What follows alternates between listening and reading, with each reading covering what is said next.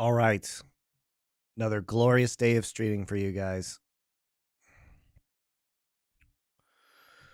We are going to be taking a look at T1 versus Gen G and Guangdong versus DRX today. LCS and LEC games will be tomorrow and Tuesday. Thank you, Matt Pazer, for your Twitch Prime sub. More of you should do that. I highly encourage subscribing to me. I'm doing great, Professor Clockwork. How are you?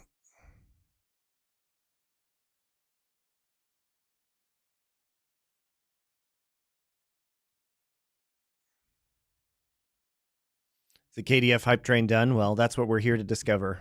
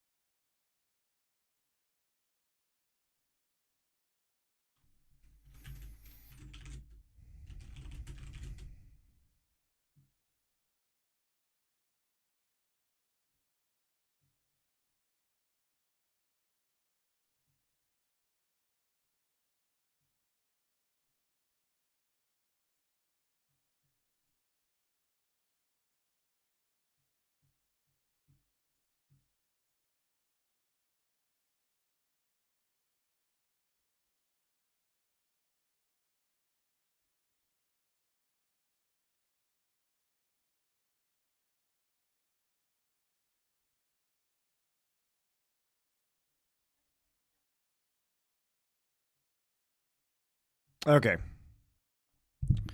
No worries. Just change the VPN server. No worries.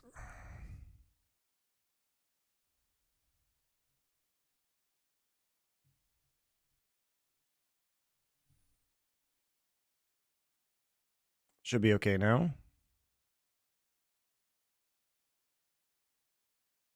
Looks like we've stabilized.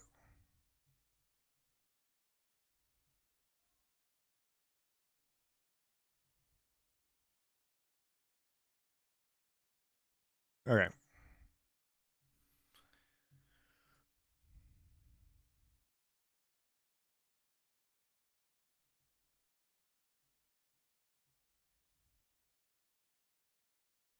Okay. Just checking on the YouTube side. YouTube side looks good. Twitch side looks good.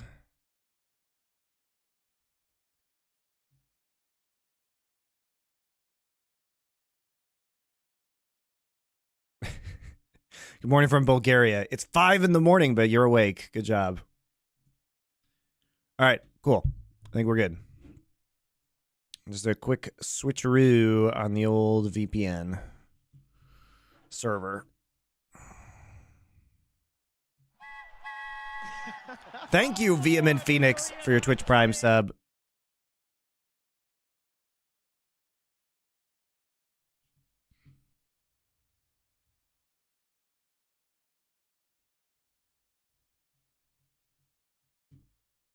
Let's get into it. Is like, okay, well, you want to play Why are we wasting time looking at my face when we can look at Owner the Witcher's beautiful face? Especially starting from the red side here, we'll deal with the Daisonu2, thank you for your Twitch Prime sub. More of you should do that. I also have YouTube memberships open. Double bot lane bans. The Kalista, the Varus, both still open. Ashe also still available. We do see the Zeri being taken away. Unsurprisingly, PaZ has really been favoring that as of late. But given that there's so many strong picks still open, it really speaks to me that I think T1 are going to... What do you think of the Doinby scandal? What, I don't know what it is. What is it this time? I actually don't care about Doinby. He hasn't even been a pro player in years. He was barely a pro player when he was a pro player, too.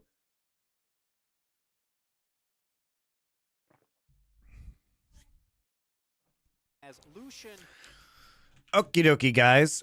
So obviously this is a huge series with huge implications. In the last iteration of this matchup, we didn't read too much into it because it was just week 1 of competition, guys.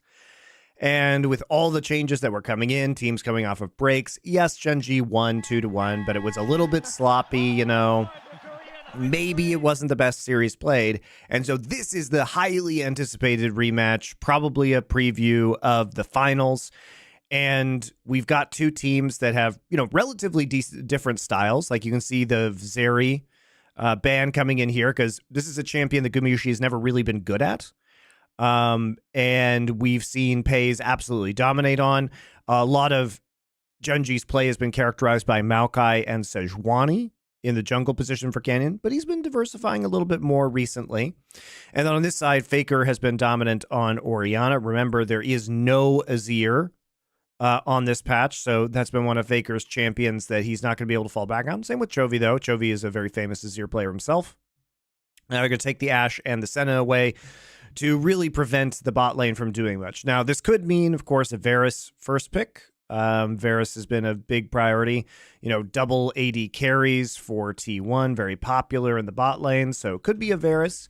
That gives you a sense of where this series is going. Battle for the #1 position, and not only in LCK, but arguably in the world, right? Whoever wins this series is going to be considered probably the best team in the world, considering that BLG has been tripped up recently by IG in LPL.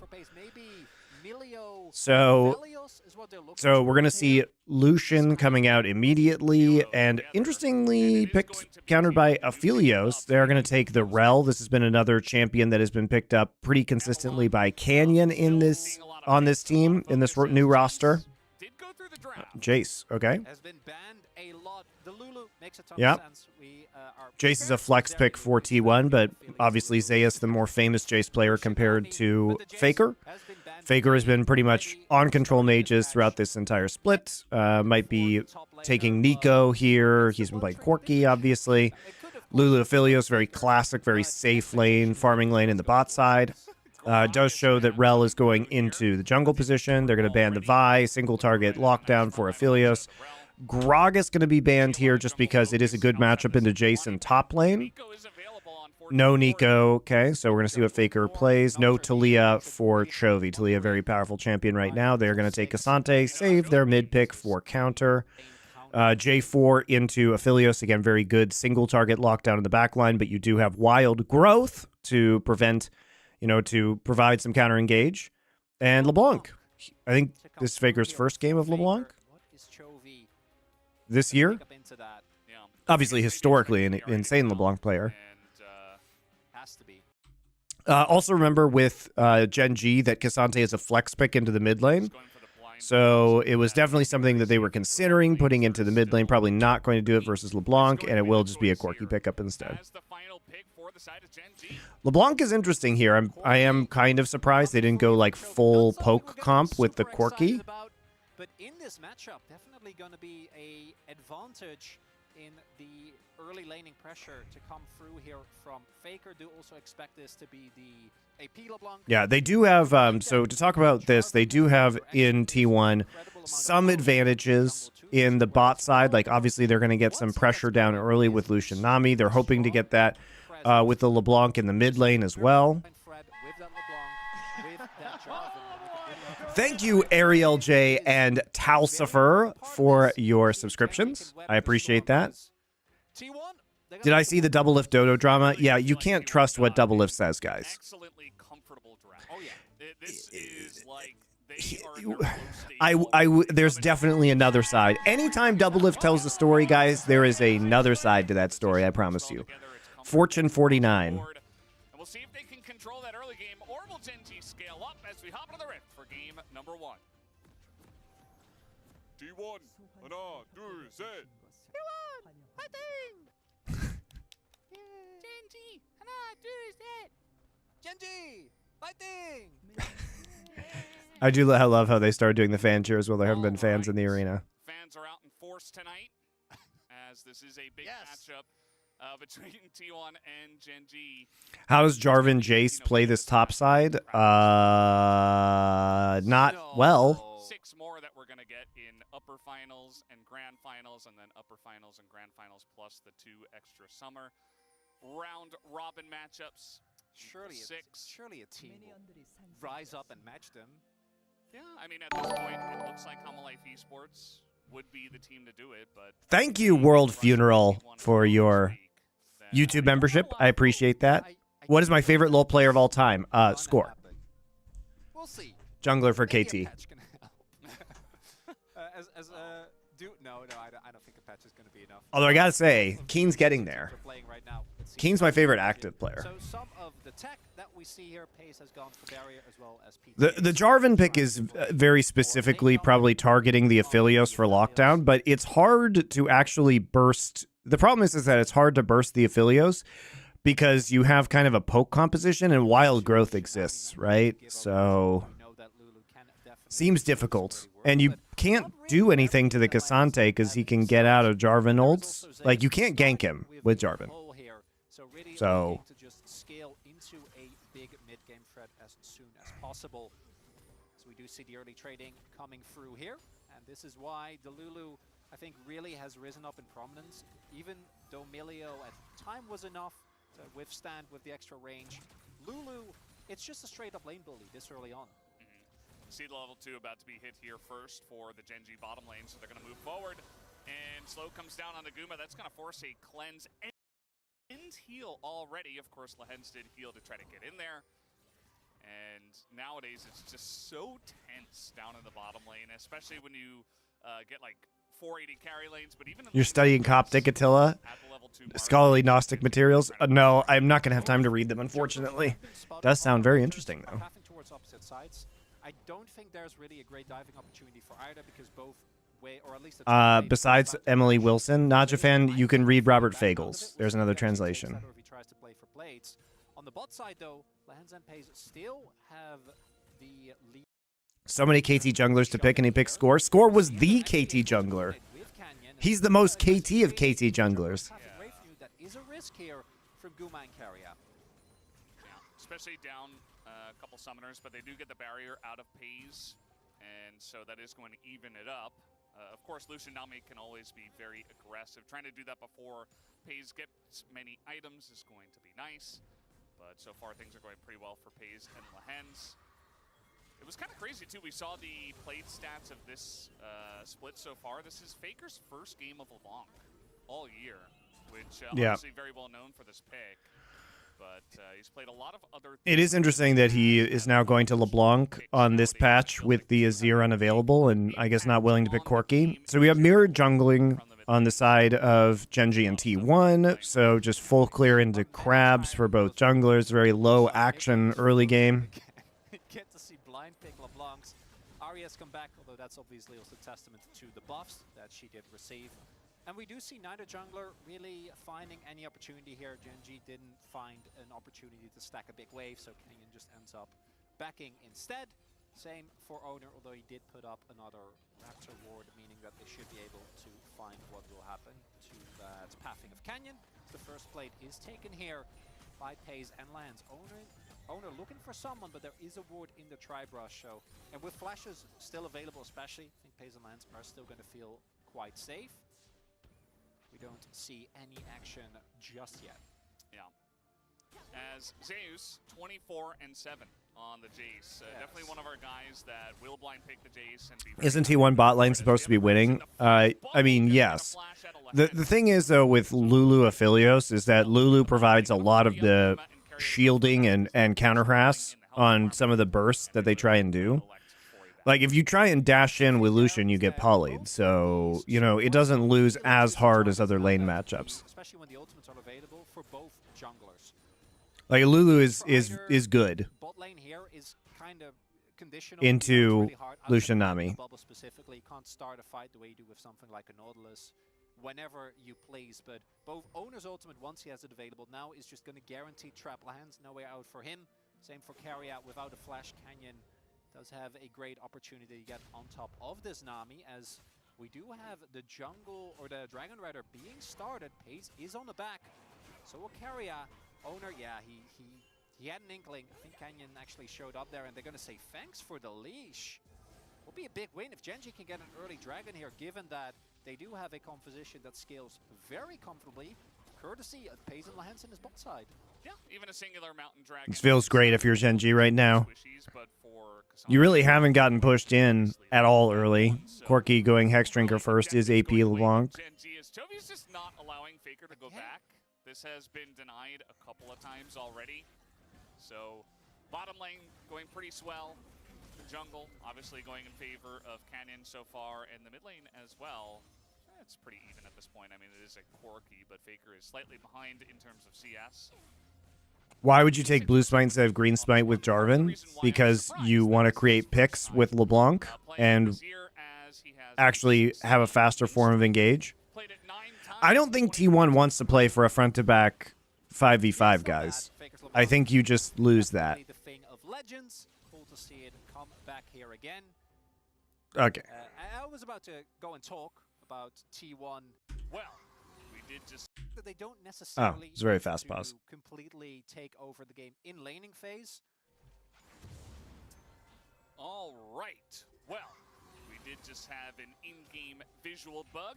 No big deal, and we are right back into the action. As once again, here in this game, T1 with a very slight lead in terms of gold, but overall a very even game, and Gen.G did just get a couple of objectives, so feeling pretty good about picking up that early Mountain Drake. As mentioned, T1 are going to be looking to accelerate the game. Not that they don't have a decent amount of power in the later stages of the game when it comes to things like the Jace. Having a ton of range can be really tough to play into. The engage is good, but it is just Owner who, as the game progresses, might struggle as, big bubble. Yeah, even the barrier at a P's as well, and the second that goes down, immediately Guma is just going to fire forward and do a bunch of damage. So big win for T1 on the bottom side. Guma dinked 6 right there. If he had more mana, I wouldn't have been surprised if he looked for an all-in there, but they didn't want to risk it. They also knew that Canyon was towards the bot side of the map, did sneak away a red buff there. Owner now 6 as well, but the flash on Lions still down. That is big. Wouldn't be surprised if we see Owner try and make a visit as we have a possible topside gank. Did I have spam problems on YouTube that is subscribers only? No. Subscribe to my channel, though. That one out. Now we have the Ghost coming out, all out used as well, and Zeus not going to be able to flash away from this one. It's first blood given over to Key. Don't understand that Jace pick third. Was that supposed to be a Faker pick and he didn't want to play into the Corki matchup? No, it was almost certainly a Zeus pick, just because that's who Zeus is. Topside gank here.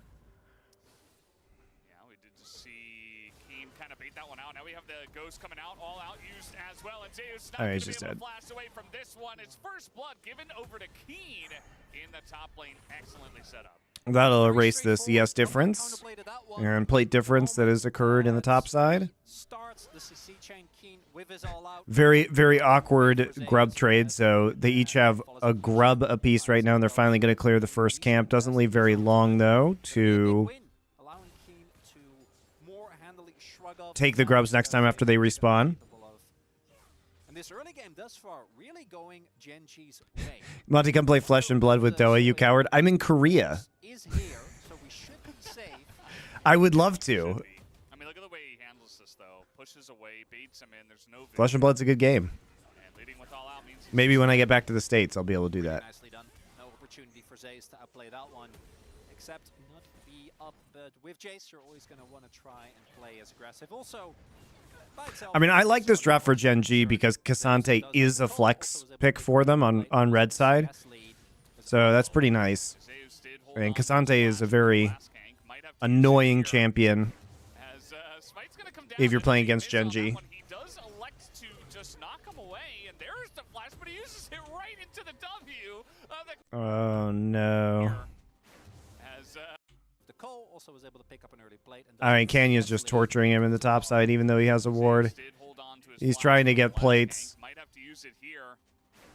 As Smite's gonna Smite. come down. That is a He miss dodges on that Q. one. He does elect to just knock him away, and there's the Oh, flash, but boy. he uses it right into the W of the Cassante, and he is just absolutely dead as the return gank comes through from Canyon, and it is absolutely successful. T1 better hope the O2 power spike holds up as well on Jace as it does on Aatrox. Because right now, Gen.G gonna be feeling amazing. Canyon, first item. Yeah, this is the nerfed. This is the nerf version of Cassante too. And I have no doubt that that's gonna be put straight on top of Paze in a attempt to keep that man alive. Corki obviously also really essential to the damage profile of Gen.G, but he is Corki, so his life is a lot easier. But I still think it's strong when it's a flex pick on red side, because then you can get your preferred matchups. start either stacking dragons, pick up some early grubs when they respawn, or get towards a herald. Because if they just let this game go to mid to late with Gen.G in their pure comfort zone, with great engage, and Aphelios Corki. Yeah, I Yeah. that one. I mean, Played with Gen.G in their pure comfort zone, with great engage, and Aphelios Corki. Yeah, I Yeah. that one. I mean, there have been like back and forths in the bottom lane and stuff, but the early game impact from Kenyan has been huge. Speaking of which, he comes down bot to give Knight's Vow, and also just to make his presence felt, as they are going to try to make a play for this Dragon no doubt here in 12 seconds. Chovy has the package, and this should be a pretty nice setup for Gen.G, you would imagine. Especially with the backing here of Guma and Keria, taking a massive amount of damage just to try to fight for a control ward. Not going to feel good about that one. Kenyan. All right, so here we go. Drake number 2. Pretty early Drake snowball, especially for an Aphelios Lulu lane. Gang's Keen already sitting on a completed item, as well as the steel caps. Quite strong. Owner might look for a steal here. Yeah, Keen setting up to possibly TP. but Chovy actually stopped his back. Keen has TP. Zeus does not because he died and had TP back to lane. It's a rel. You're never Yeah, you going to can't steal that one away. outsmite that. And there you Really go. clean from Drake Gen.G so seems to far. have Ocean Soul coming through, and the Ocean Rift, but still Gen.G got to be happy about stacking those early drakes. Chovy not taking any risks there. Obviously didn't know whether or not Owner was in the brush, so uses his package defensively. Fight this a little bit, but you see Owner uses combo just for harass rather than going in, so not committing to this one. Yeah, I don't think going for the double sums, Wildgrove, Knight fouled up pays when they know and Rel is there really is the way to go. So they decide the better of it. Already early Drake stacking for Gen.G. I was really going into this game thinking that Gen.G should be happy if they are able to get a single Drake, let alone two. Ocean Soul Yeah. not going to be the most relevant, although K'Sante obviously does enjoy some Ocean Souling from time to time. And for T1, it would actually be quite good to deal with some of the Corki poke if they can pick up The multiple TL Drakes double lift and as- Dodo drama. Look, There's the Gravitum. I don't think Dodo's a good GM, guys, but like, So much trouble as Guma will be left it's with the that's faces. some They fucking kill double the lift faces as well, fantasy, but man. Zeus nearly dies. We do have Owner up in the top lane, but I don't think you're ever getting Keenan. 1 second gets the max range knockup. Like, why would JoJo go to Team Liquid, Picks up guys, his third kill. instead of Cloud9? You're not Tell me- lying, tell me why he would have at the gone. same time.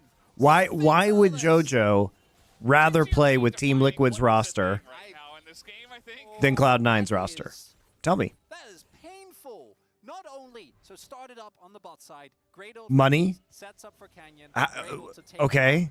Guma, but then Core simultaneously / Impact? turns around a 1v2. I mean, Core has not looked good for a while now, guys. And I was like, why don't we get Plus, something like, cool like Blabber is that? going to have by far the bigger effect on Clearly, as his gameplay. All starts off with the purple ultimate here, the TP as well. I don't even know if they needed to invest that, but because Faker is on the back, not able to get any pressure in mid, Chovy doesn't really end up paying for it, and then Keen going in here is definitely a big risk, but you know what? It's just hilarious, especially K'Sante getting extra tankiness. That was a very nice play, by the way, to finish it off. From Keen, Zeus not respecting the range of the K'Sante in the all-outs. But he's just so tanky. Like, Zeus does 0 damage. He almost I just think everybody's an idiot in that situation. Into Iceborne Gauntlet, played in steel I mean, hands. Dodo fucking made the terrible TL Super Team, and now he just, like, uses, like, Harry and Yun and APA for years. And Gen.G Like, just the GMing of that team is working away with horrific. the other game with a composition that has a scaling advantage. Yeah. Yeah. You remember the old days of just going for, like, Zeri and an Azir, and you just win the early game anyway, and... Yeah. Yeah. Yeah, I remember a certain team that was pretty good at doing that, They were. and kind of In- doing it here. In many Gen.G. iterations as well. This goes back to like 2021. Yeah. So now Faker gonna match Keen, who doesn't have a lot of MR, but I don't think he really cares. Yeah, and why is Double Lift leaking this information? Like, what purpose does it serve? This guy is gigantic. gigantic at the You know, you want to stream, dude. You don't want to play LCS anymore. Like, That's it. stop. Well, they're gonna play, I guess, on top side. I don't know about the bot side plates, but I do know that Zeus got one. That's about it, though. Yeah, doesn't really count for much at all. And you see Chovy up a level as well. He did have to go for the Hex Drinker first into the LeBlanc, but other than that, he is very happy about his current state. He does have the most farm on the map. And Lehens is in a very awkward spot. He is Lulu, so maybe he just is fine. He will win the trade with Redemption for now, as Wild Growth does have Faker. to be used. Faker flashing the wall to get away from Canyon, as it did kind of turn into a bit of a bait. Lions did have to use. So it's just gonna turn into a 4-stack straight into Ocean Soul for Gen.G, and then nobody ever dies because T1 doesn't have enough damage to kill anybody, especially when they have Ocean Soul. Never gonna kill Rel or Cassante or anyone with the Lulu on the roster. Counterpunch. Yeah, not sure if this is really going to amount to too much, as immediately TP comes in from Chovy, and that will be stifled. Oh, he doesn't have TP now for the next dragon. And he's not super strong, only sitting on a not finished yet, or not transformed rather, yet Mana Mune, as well as a Hex Drinker. We'll see if Gen.G Here's one for you too, guys. because they can also It's just let this go. possible They can say, hey, that the we don't other wanna players on fight Team Liquid didn't want to play with Double Lift. composition. We're just I know gonna this just will blow your push. mind. I gotta But, think you know, Liquid Dodo might just have had to have been the bad guy and been like, no, we don't want is you. gonna finish at But least he another could have gotten 0-0 feedback from literally other players who have played with Double Lift previously who are like, no, we don't want to play with that guy. For anyone who's AD, which is 3 people on the side of T1. How do you know? Faker is not in a fed position, and yes, they nearly take Lehens' head off, but he's got heal. He's got his All right, very nice redemption poke on the Lehens here. back. Does not have wild growth, and will have one It of is these dangerous for him not having wild growth right now in this fight. Team. T1 still wrapping around, trying to contest this. Chovy with the package here as well. Faker trying to bait this one out early as some poke does come Yeah, out. they can't fight this when he has the package. Nice engage onto Guma, forces cleanse and flash. Or not flash, just cleanse and dash. Oh, God. The turret will come out. Canyon looking for the engage. They get the cleanse out of Guma. As package immediately out of Faker. He's in so much trouble. Look at his health bar. I like how the turret just kills Faker. Turret will help them out, and Faker immediately is taken down. That'll be a third Drake going to Gen.G, as T1 will give up on it. And they're looking for a bit more. I mean, Guma's taking maximum damage here as the cube comes down. Guma not going to get all outed here by Keen. no. And Keen takes 0 damage, right? He's taking negative damage. He has so much armor. So Zeus just trades a top lane turret for this eventually. He just TP's top, seeing an opportunity to take the turret, at least to get something done cross map for the trade. For a bit more. I mean, Guma's taking maximum damage here as the cube comes down. Guma not going to get all outed here by Keen. no. And Keen takes 0 damage, right? He's taking negative damage. He has so much armor. Keen's not even remotely impressed. And going into this fight, I really want to give credit where credit is due. One part of how oppressive Gen.G's early game has been Canyon is ganks, but Faker being lane locked by Chovy. I don't think he's reading YouTube chat. I am reading YouTube Chovy's chat. been able to just get through this lane for free, gets an absolutely monstrous pass to I don't have a favorite music genre. I listen to tons of different genres. At the start of that fight, and it just doesn't matter. He positions safely. Yeah. Keen, as mentioned, does not, in fact, take damage. The only person who could, in any universe, damage him died at the start of the fight. Yeah. Died to package. I mean, Faker just got hit by the slow and... Journal 27. Thank you for your Twitch Prime sub. I guess. Although, I think T1 should have picked Talia or Nidalee here. Well, they couldn't pick Talia because it was banned. interesting spot to challenge Chovy's up a level with Mawk. However, they banned it, so read into that what you will. That ain't it. No, that's not happening. Now Gen.G has Soul Point. 19 minutes in, with a Corki who just transformed his second item. Yeah. It's kind of crazy that we came into this game 1, and I was looking at this T1 comp, and I'm like, they should feel so comfortable. And then Canyon was just like, nah. Nah. No, I don't think so, actually. Let me just end this early game in our favor. And it wasn't just a small lead, it's now a bit of trading here on an owner, but they're not going to commit onto a Jarvan. As Rift Herald also coming down, maybe trying to make a play here for this mid-tier 1. See how far they go with this one. Keen, who I thought was going to be one of the biggest weak points here, just because of how good Zeus has been. just with the help of Canyon, has been able to Chronicler just do so casually much work. disrespecting Keen. And also committing onto Keen. I mean, you just immediately die. That's never going to work. As Yeah, they cannot fight the front to back from five T1 versus five. Been able to do so much work. Like they're trying to engage with the help of the Nami wave, but they don't even really hit anybody. Lightfoot was going to be one of the biggest weak points here, just because of how good Zeus has been.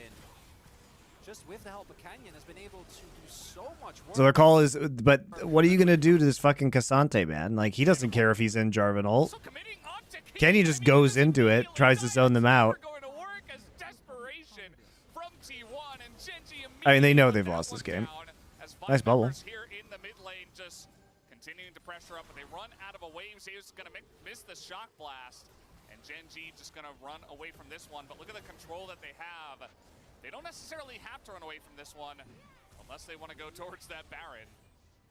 As even at this point, could consider it, but they're just going to back away from it for now. He just doesn't care. Yeah. Like, No, he doesn't take. Oh, how Faker LeBlanc has fallen. I don't think it's Faker's LeBlanc. I think LeBlanc just isn't the best champion right now. I know some people have done well with it, like, you know, Knight over in LPL, but I'm just not sure it's really the strongest champion at the moment, especially considering that Faker has mostly gotten like very strong control mages this split. Genji expecting them to have an edge in team fights and mid to late. This is the game. Flattening T1 where the- T1 is strongest. Yes, and the game isn't over.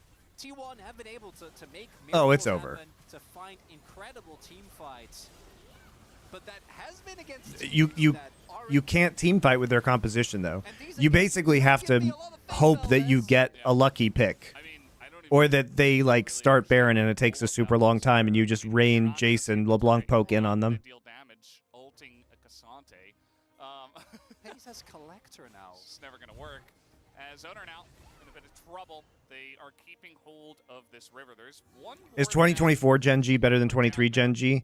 in the river that should- I mean, they're quite different. We're waiting to see if they're actually better or not. The real test for Gen G is obviously going to come at international competition where they need to step up. Joe is actually support.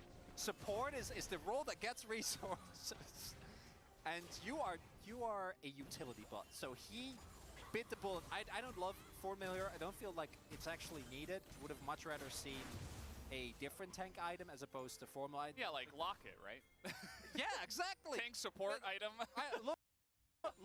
Looking at what T1 have, I don't think the Grievous Wounds really is of that much value. I feel like you get more value out of even something like a Rend Wins, especially with Rel being able to utilize the slow offensively. But at the same time, as long as Pace stays alive, they're going to be fine, and Trophy's about to hit his third item spike. Yeah. Not The gonna only have change a is Keen and fight, Canyon. but this is T1's. But, removing Peanut changes their entire shot calling structure. And Lehens is in instead of Delight. But Lehens was previously on Gen G with Chovy. But it's mostly Lehens and Chovy and Canyon that have kind of taken over shot calling duties, especially Chovy and Lehens in the mid and late game. The Ocean Soul is going to help out even more. And you see that Gen G is setting up for this one. Keen in the top side. And yes, they can deal damage to the squishies. You see that T1 are trying to do that, but you get close to the sun, you're probably going to get burned, as we did see there. Keen is going to TP pretty early on this one. He's going to take a decent amount of damage. Got to be careful about just taking I mean, they have, damage as soon as they get Ocean Soul, this game is super over. Just not enough damage on T1 side to deal with the Ocean Soul. Was used early, but now Keen in the front line. Faker trying to get some poke down. Has a ton of damage already in Owner. He's just going to get burned Yep. down. Immediately the package comes out as Guma bursts He didn't even have a chance to ult. in the front line. Faker trying to get some He poke doesn't even down. have a chance to ult. He comes through and he immediately just gets stun locked before he can ult. Burst to a crisp in the back line as one missile could do it, but they don't even really care about him. They take away Zeus from the map, and Guma is just trying to survive here for as long as possible.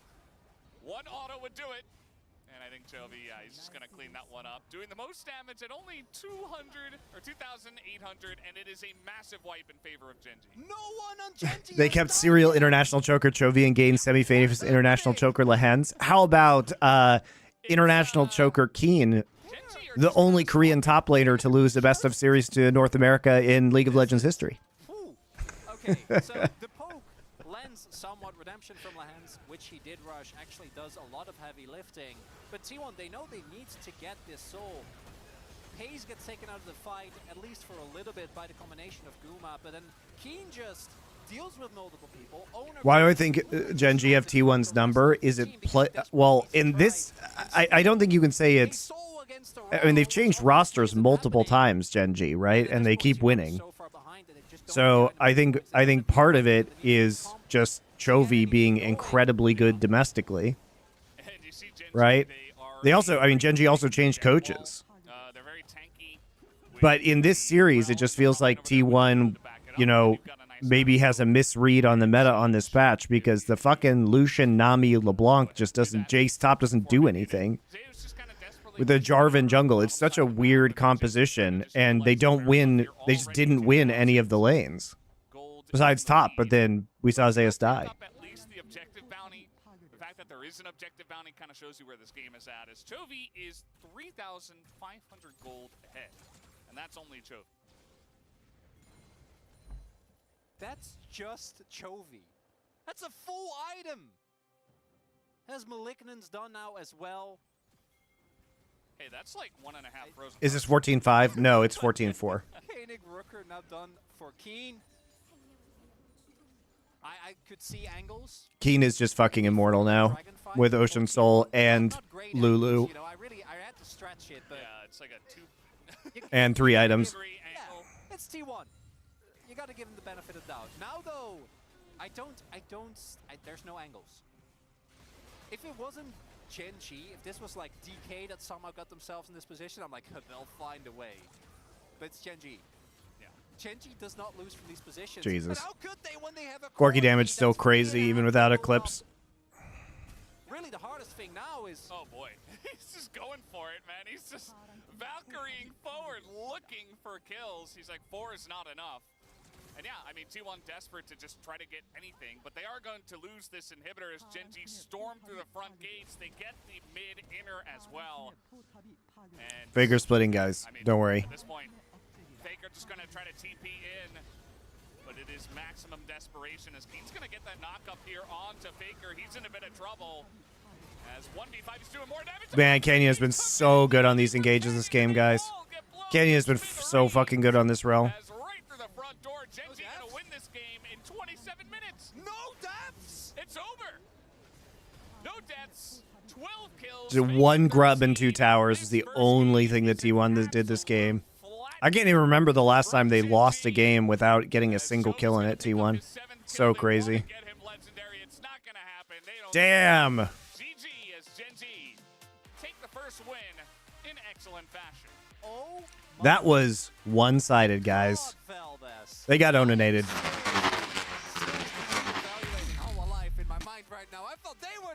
Damn. Maybe Gen.G is the problem. That was with T1 on blue side as well. I don't even think that Gen.G's draft looked all that convincing.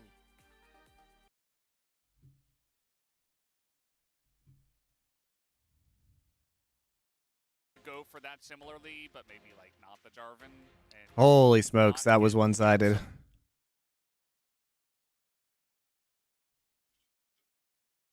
Does Chovy no longer have an Orianna? Yeah, Chovy's not a very good Ori player historically, which is weird. But it hasn't been really one of his. That's not what I want. I want this. It hasn't been one of his priority picks. He has 0 Ori games this year. And he's got 30 games at a 56.7% win rate, which is his lowest win rate out of his top, what, like 1, 2, 3, 4, 5, 6, 7, 8 champs. Has a lower Rise win rate, but even it's second lowest even with his top 10. So it really hasn't been a priority for him, especially compared to his Azir, because he likes the side lane a lot, and Azir puts a lot of pressure onto side lanes because he can kill turrets really quickly.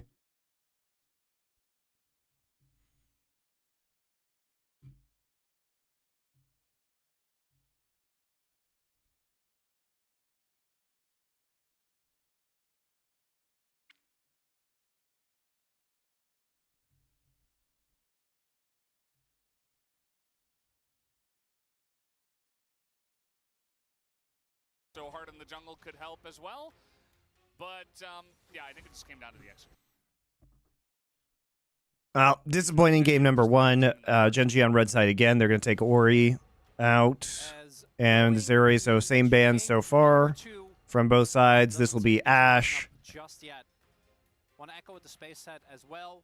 There is And no Aphelios. Okay, so that gen's changing. This should still be Ashe, though. You don't want the bully lanes coming in from T1's bot side. Really surprised that they haven't actually gone for, like, Varus just dropping all the way through the draft. It's been a really key pick for T1. He did get a very slight nerf on his base attack damage on 14-4, but I wouldn't think that would... It's two attack damage base, so I think he's probably still fine. Kalista at all. I thought we would definitely see the Kalista if it was available, even though, of course, Kalista and Varus did receive some slight taps. They are still very strong. And that might be the choice here for... So going back to the Lucian, so they're forcing them to do something else, but now we have Kalista up, so... It's not going to be Kalista Nautilus, that has been banned, so it could be Kalista Rel in the bot side. It's going to be another flex pick for Gen G. All right, so that's going to be the Poppy coming out. Already like this draft better. That's going to be effective into the Kalista.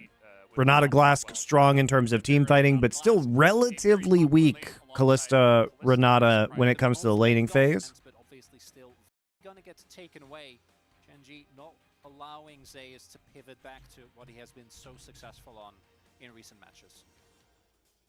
Well, let's see where the bans go. Do you take away this Cassante? Yes.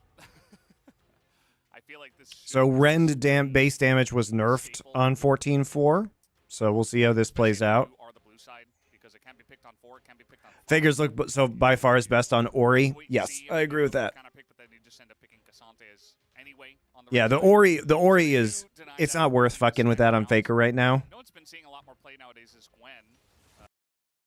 Coma drafting terrible. I think it's still Tom doing drafting, guys. Tom and, you know, Faker, obviously.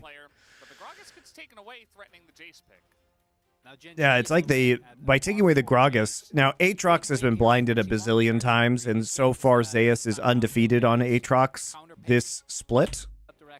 This is technically a flex pick, but his eyes, I hope. But yeah, can be flexed and interesting. It's probably top lane because that's what Keen has done previously. But yeah, now it's up to T1 to decide, okay, what do we have to play into TF in the top lane? What will be good? And, you know, what are we blinding this time for mid? As Taliyah is going to be the option for mid. If it does end up with mid TF, Taliyah can kind of follow, obviously not as fast as the TF. So a lot of the nerfs to AD on stack deck happen on the next patch, 14.5. How much stock do you put in this win for Gen G? I mean, quite a bit. Like, it's important that they win this series. Tristana top coming through here for Zeus. A lot of safety for this pick. Do love Taliyah into Kalista specifically. Feel like it takes away so much of the... I mean, I think this draft looks very good for T1.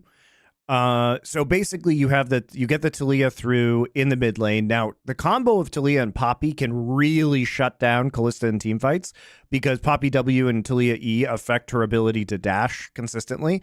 Also affects Rel's ability to engage, right? If you see Renata ult coming, you can counter ult here with Nami wave. You should be winning the bot side. You have an aggressive early game jungler. You get Tristana, who can push Twisted Fate in the top side. And Ahri also can be kind of hard to play into Poppy and Taliyah. Like, I think T1 is a very good draft in this game. I think this draft looks good for T1. You have so much mobility on I think they have really good answers to what Gen G drafted overall. You could still see flanks coming in from the Ahri, obviously, too. But, I mean, there's a lot of counterplay available with Taliyah E and Poppy W into Ahri Kalista. Hallmarks of if you do fall behind with this composition, it becomes really hard to play out.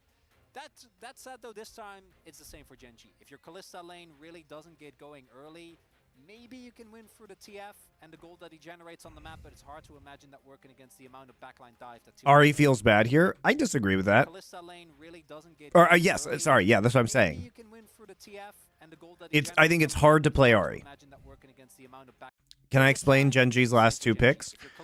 Well, I don't think they expected Tristana top lane as a counter to Twisted Fate. I think they were trying to ban the Aatrox and the Gragas out and probably didn't know that Zeus was going to play Tristana top. Now, Keen has played Tristana top this split. And the gold that he generates on the map, but it's hard to imagine that working against the amount of backline dive that T1 have available. Yeah. The pick potential of Gen G is kind of obnoxious, let's say, in this one. One gold card could lead to a Rel engage, a handshake, an Ari charm, a Kalista play of some sort. So certainly target acquisition not going to be too difficult for the side of Gen G. If they can start things off on their terms, it could be nice for them, as T1 might just want to play this one as a death ball, try to keep your 280 carry safe with all the zone control they have. But Keen plays it into Gnar. Up 1-0, a lot of agency. They didn't need it, but this time the draft gives them even more. Let's see if they can repeat it here in game number 2.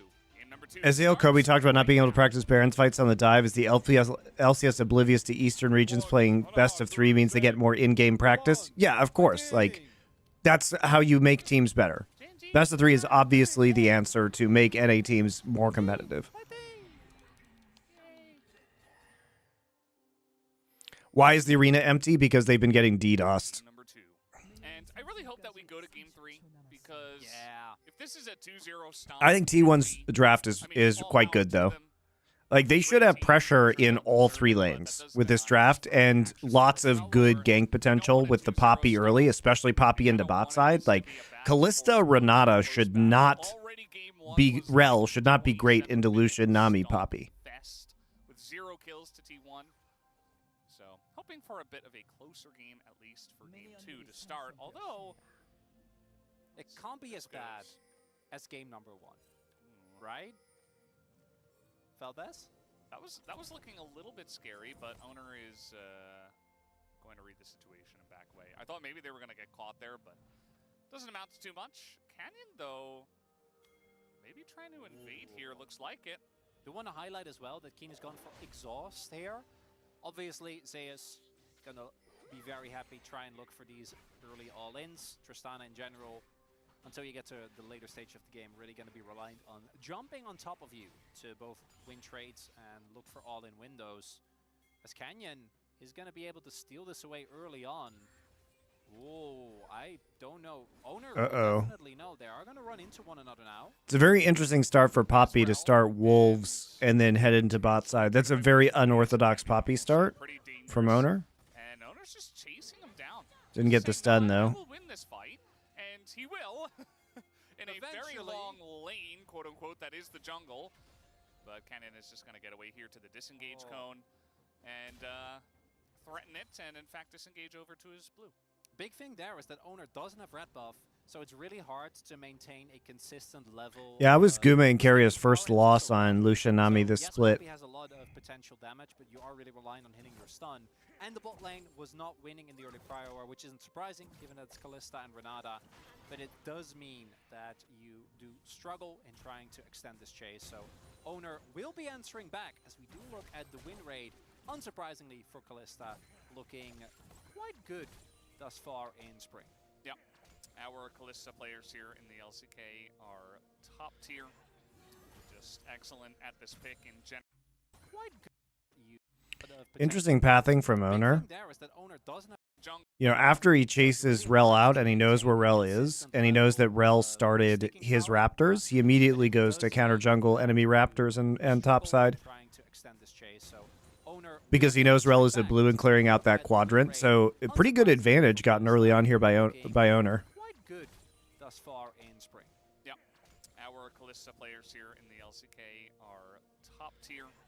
It's a very good read by Owner. Also, you can cover top side, which allows Zeus just to push in with the Tristana. Twisted Fate itself in the top lane alone is 7-1. Only Dindin falling on this pick. Keen has also been the guy that has been playing this the most. As Canyon, I think, a little afraid there that he was going to get the reset on the Patience, but now a large part of his jungle has been taken away. This did cost a lot of time for Owner, though, who is still level 2. Yep. Yeah, Canyon's gonna be like He starts Wolves and goes Raptors Red, and those 3 camps do not give you level 3, so he actually can't stop Canyon engage with Poppy W. Sorry, he gets it off. He smites. He gets W off of the smite. as well as the cleanse is utilized by Zeus to get away. But still a win here for the side of Gen G in the 2v2 as Flash, a handshake is going to miss. T1 members double stun as well as the cleanse is utilized by Zeus to get away. But still a win here for the side of Gen G in the 2v2 as Flash, a handshake is going to miss. As Guma just cleanses off that one cleanse utilized here from Paze. on the ignite. Nami, but Paze getting pretty low. Still going in on this one as the bailout is available, and he will. Oh my god, even with the nerfed Rend. Away from that one cleanse utilized here from Paze. They're trying to get on top of this Nami, but Paze getting pretty low. Still going in on this one as the bailout is available, and he will. Damn, great use of bailout. Goes to Paze, and he's looking for a bit more as the double. Oh no! It's enough to take it out, and Guma just barely. Oh no! And Lehens is gonna pick up the kill. When that started out, you look at it. Oh no! He just walked into the auto. Will get it as first blood goes to Paze, and he's looking for a bit more as the double hit from the Lucian. So close though. Enough to take it out, and Guma just barely. Oh no! He dashes back in, and Lehens is gonna pick up the kill. When that started out, you look at it. Dang. Pace, my boy, what are you doing? But the bailout value initially looks to be enough. It did feel like they could have maybe backed off after that, and they didn't, and neither did Guma. A multi-man fight to the death, the brawling in bot lane coming through big, but it's Gen G that ends up being the big victor. A kill and assist for both Pace. So that was an attack range diff, guys. So Lucian's attack range, as I just looked it up, is 500, and Renata's is 550. And so I think Guma was just slightly out of range on the auto.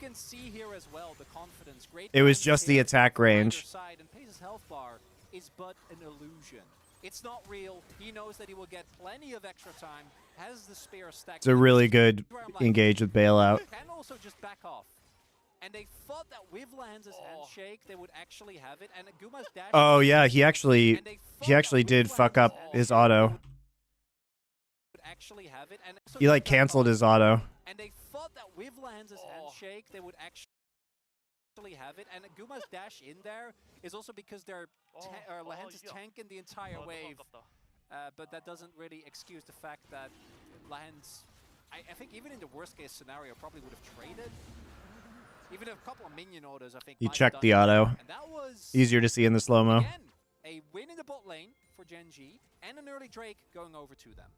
Yeah, and this is the second time now that has happened. Saw Guma's reaction, he was not happy. But they would have traded on that one, like both autos would have been in the air. It's a bit of damage. Just a bit. Pace, yeah. As he has gone for Q-Max here, already 2 levels in it at level 4. Owner is waiting for a bit of a gank. All summoners down in the bottom side. This is going to be pretty rough for Pace, but do they have the chasing power? Nice bubble here on a Pace, but again, I mean, you're not really doing much here, level 4 as Poppy, so not going to be able to extend that trade. Also say the jungle farm has actually equalized here. Yeah, Halo Blades, early Dirk, as well as the Q-Max. Any thoughts into potential weaknesses for Gen G? Yeah, I mean, their mid and late game macro is still not the best. Like, they excel more in the early game. But, I mean, they're a very strong team. They're probably the best team in the world right now. And especially as we move into a meta where Zeri is very powerful again, it goes right back into Paze's wheelhouse. You know, the thing about Keen is he's just such a versatile top laner too. Like, he just carries the water for this team. He can play anything, guys. It's fucking crazy. Keen, everybody's like fucking obsessed with Zeus, but Keen is the one who, you know, has very effective counter picks, who can do any role that his team needs of him. Hey, he is probably the single most versatile top laner in the world right now. He's not having any of it. Yeah. He doesn't have cleanse, but he just got it. So after all that, should be able That's to why gold card and then Erudite League of Legends watchers like my Twitch subs prefer Keen to Zeus. Has to dash away from this one. Does go back into Owner trying to bait this fight out. As Owner will take a massive amount of damage. The true shot as well. Right as I say that, Zeus just kills him. Of course. Away from this one. Does go back into Owner trying to bait this fight out. As Owner will take a massive amount of damage. The true shot as well. But Zeus is going to win. He has cleanse though. Top lane, so now T1 looking to continue on this one. Zeus just going to hop away, and now Canyon in a really rough spot. Has to flash, but doesn't have any follow-up in terms of damage. He's going to go down as well. That's a very nice charm here from Chovy, trying to buy himself some time. Seismic Shove is going to be critical here from Faker, as he's just going to get the flash out of Chovy. A big win for T1 in the trade on the top side of the map. Really necessary for T1 with the bot lane already taking quite a big beating from this Kalista Renata that they couldn't afford to, like in game one. In the trade here from Chovy, trying to hop away, and now Canyon in a really rough spot. Has to flash, but doesn't have any follow-up in terms of good kills though. He's going to go down as well. It's a very nice charm. Ooh, beautiful charm. Seismic Shove is going to be critical here from Faker, as he's just going to get the flash out of Chovy. A big win for T1 in the trade on the top side of the map. Really necessary for T1 with the bot lane already taking quite a big beating from this Kalista Renata. Thing is that we haven't seen any grubs taken yet. So, this whole sequence, even if you get grubs now, not really going to give you a lot of time to... This fight to the death, but an illusion. It's shake, they would... I think even in the worst case scenario, probably would have traded. It's not really going to give you a lot of time for those grubs to respawn if you want them to, if you want to get them. And grubs are pretty good here for T1 because they can split lanes. They can split push pretty effectively with Trista and Tilia. He doesn't have cleanse, but he just got it. So after all that, should be able to just cleanse a gold card and then hop away. I don't imagine this should have much success. Chovy's going to get caught in the river, has to dash away from I mean, Keen just overplays this. Like, he uses exhaust, but it just gets cleansed. So, rip. T1 looking to continue on this one. Zeus just going to hop away, and now Canyon in a really rough spot. Amount of damage. The true shot as well. But Zeus is going to Zeus buffers jump on the charm though, which is pretty. Oh no charm there. It looked pink because of the skin and the particles. Doesn't have any follow-up in terms of damage. He's going to go down as well. That's a very nice charm here from PK Dono, thank you for your Twitch Prime sub. Canyon sold him. Yeah, he kind of did. He went to go help Chovy because of the skirmish that was happening in the mid lane, or in the river above mid lane. Taking quite a big beating from this Kalista Renata that they couldn't afford to, like in game one, lose the top side. And this time the gambit works. Zeus finds the all-in on Keen, ends up going down, and Canyon as a result also taken out. This time T1 really ready for the response with that play, even with Chovy roaming over. No opportunity for Gen G to really collapse on Zeus, playing much more careful than game number one. I imagine that the coaches had some choice. Baby Cold Cut Meats. Thank you. What a name. Thank you for your Twitch Prime sub. Yeah, I mean, Chovy has ult up. He can definitely get away from this situation. I mean, he uses ult right there to dodge the W, and instead, like, basically, Gen G shouldn't have fought this. They should have come to help Twisted Fate in the top side. Because remember, Twisted Fate does not have a combat ult, so what is he fucking supposed to do in that situation? He took exhaust and flash, and he's playing into cleanse, and Zeus actually has an ult that does damage. So now the game state still in favor of Gen G, but much more equal than it was before. He was flaming Chovy build for being really vegan. I mean, Nymira is a much bigger Ahri expert than I am, so I would trust what he says. I think what he thinks now is that you should just basically buy, Lichbane Medjais, from what I understand. But he knows way more about Ahri builds than I do.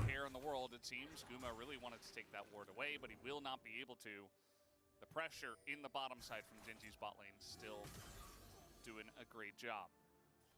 Drakes are going to be the big thing here. A lot of very, very great Drakes have already been taken away. We don't have the possibility for Hextech, don't have the possibility for Infernal. Orcs has been holding strong, so I don't think it'll be a Chemtech. So far. He wouldn't let us down in game 2. Yeah, surely. I have a little bit less faith than you do, but we'll see. We'll keep an eye. Yeah, I'm a bit surprised at how Pays and Lehens are doing this game, because I would have thought this would have been a weak point for Gen G. Because Pays and Lehens in lane have not been great this year. Go for a big hostile takeover, a handshake, you know, stuff like that. Especially if we consider Pays and Delight last year, like the laning skill really hasn't been there. Whereas obviously Guma and Keria have been pretty dominant. Big chunk done to Lehens and Pays. That's big. Might be enough, unless someone on T1 mid position, to get them the Drake. No ult on Chovy. Pays and Lehens already taken very low. On which channel are you live on YouTube? GG Monte Cristo. The normal one. Yeah, I've been streaming on both platforms, so you guys can watch wherever you like.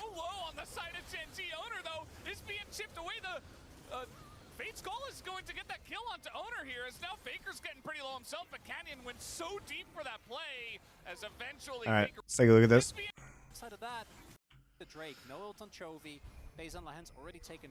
So Gen G has already been dominating the Drake this series. Now, they should probably just give this up with their bot lane at 50%, right? And Tristana being the first one to roam down. Bubble misses, though. And now they actually do not have wave to counter-engage the Kalista, or the Renata ult. So there's Renata ult. Has to be cleansed. Nice Kalista ult in.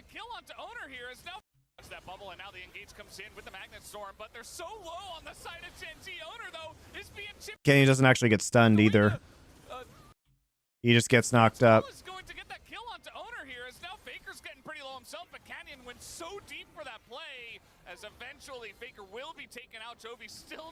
Thing is, Tristana's here. It's just the Tristana roam that really changes this scenario.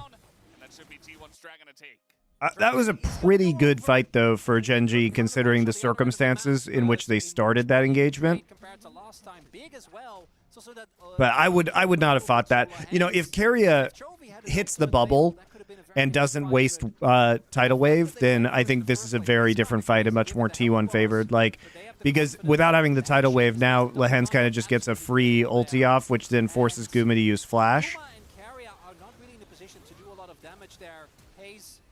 Even with the threat of the rocks, still is able to get some damage going, and then Zeus shows up. It's like, guys, but you see why this comp is good, right? It's very hard for Pays to get consistent damage down with Unraveled Earth or Steadfast Presence from Talia or Poppy. Keen did just get like what 3 blades in topside, and I think it was also Lehens played it super well. Going to be feeling a lot better as Pays actually went opportunity first. What is this build? Interesting, guys. Okay, so we talked about Rend being nerfed, and Kalista's going Q-Max now with opportunity. Interesting. I mean, the opportunity stonks are generally up. And I guess with Q, if you're Q-maxing, right, then you're chucking out the spears. So opportunity probably is a better item for that if you're out of combat and then can hit a Q. Trying to understand this theory of this build.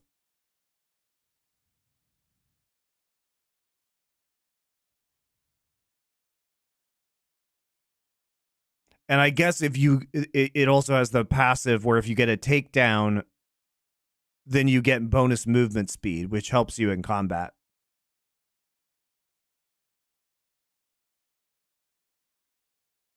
Yes, Kalista Q does have big base damage and massive scaling. Yes, I agree.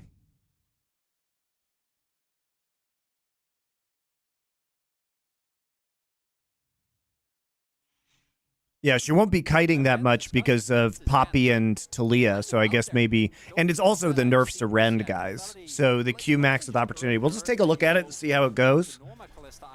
This is not... want to play Varus, I guess just do this. But Guma gets in with the culling. He is going to kind of miss it as they go into the river. Here comes Chovy. So it's kind of weirdly like a more poke-oriented Kalista build. There you go. There's a big chunk of damage onto Owner from Q.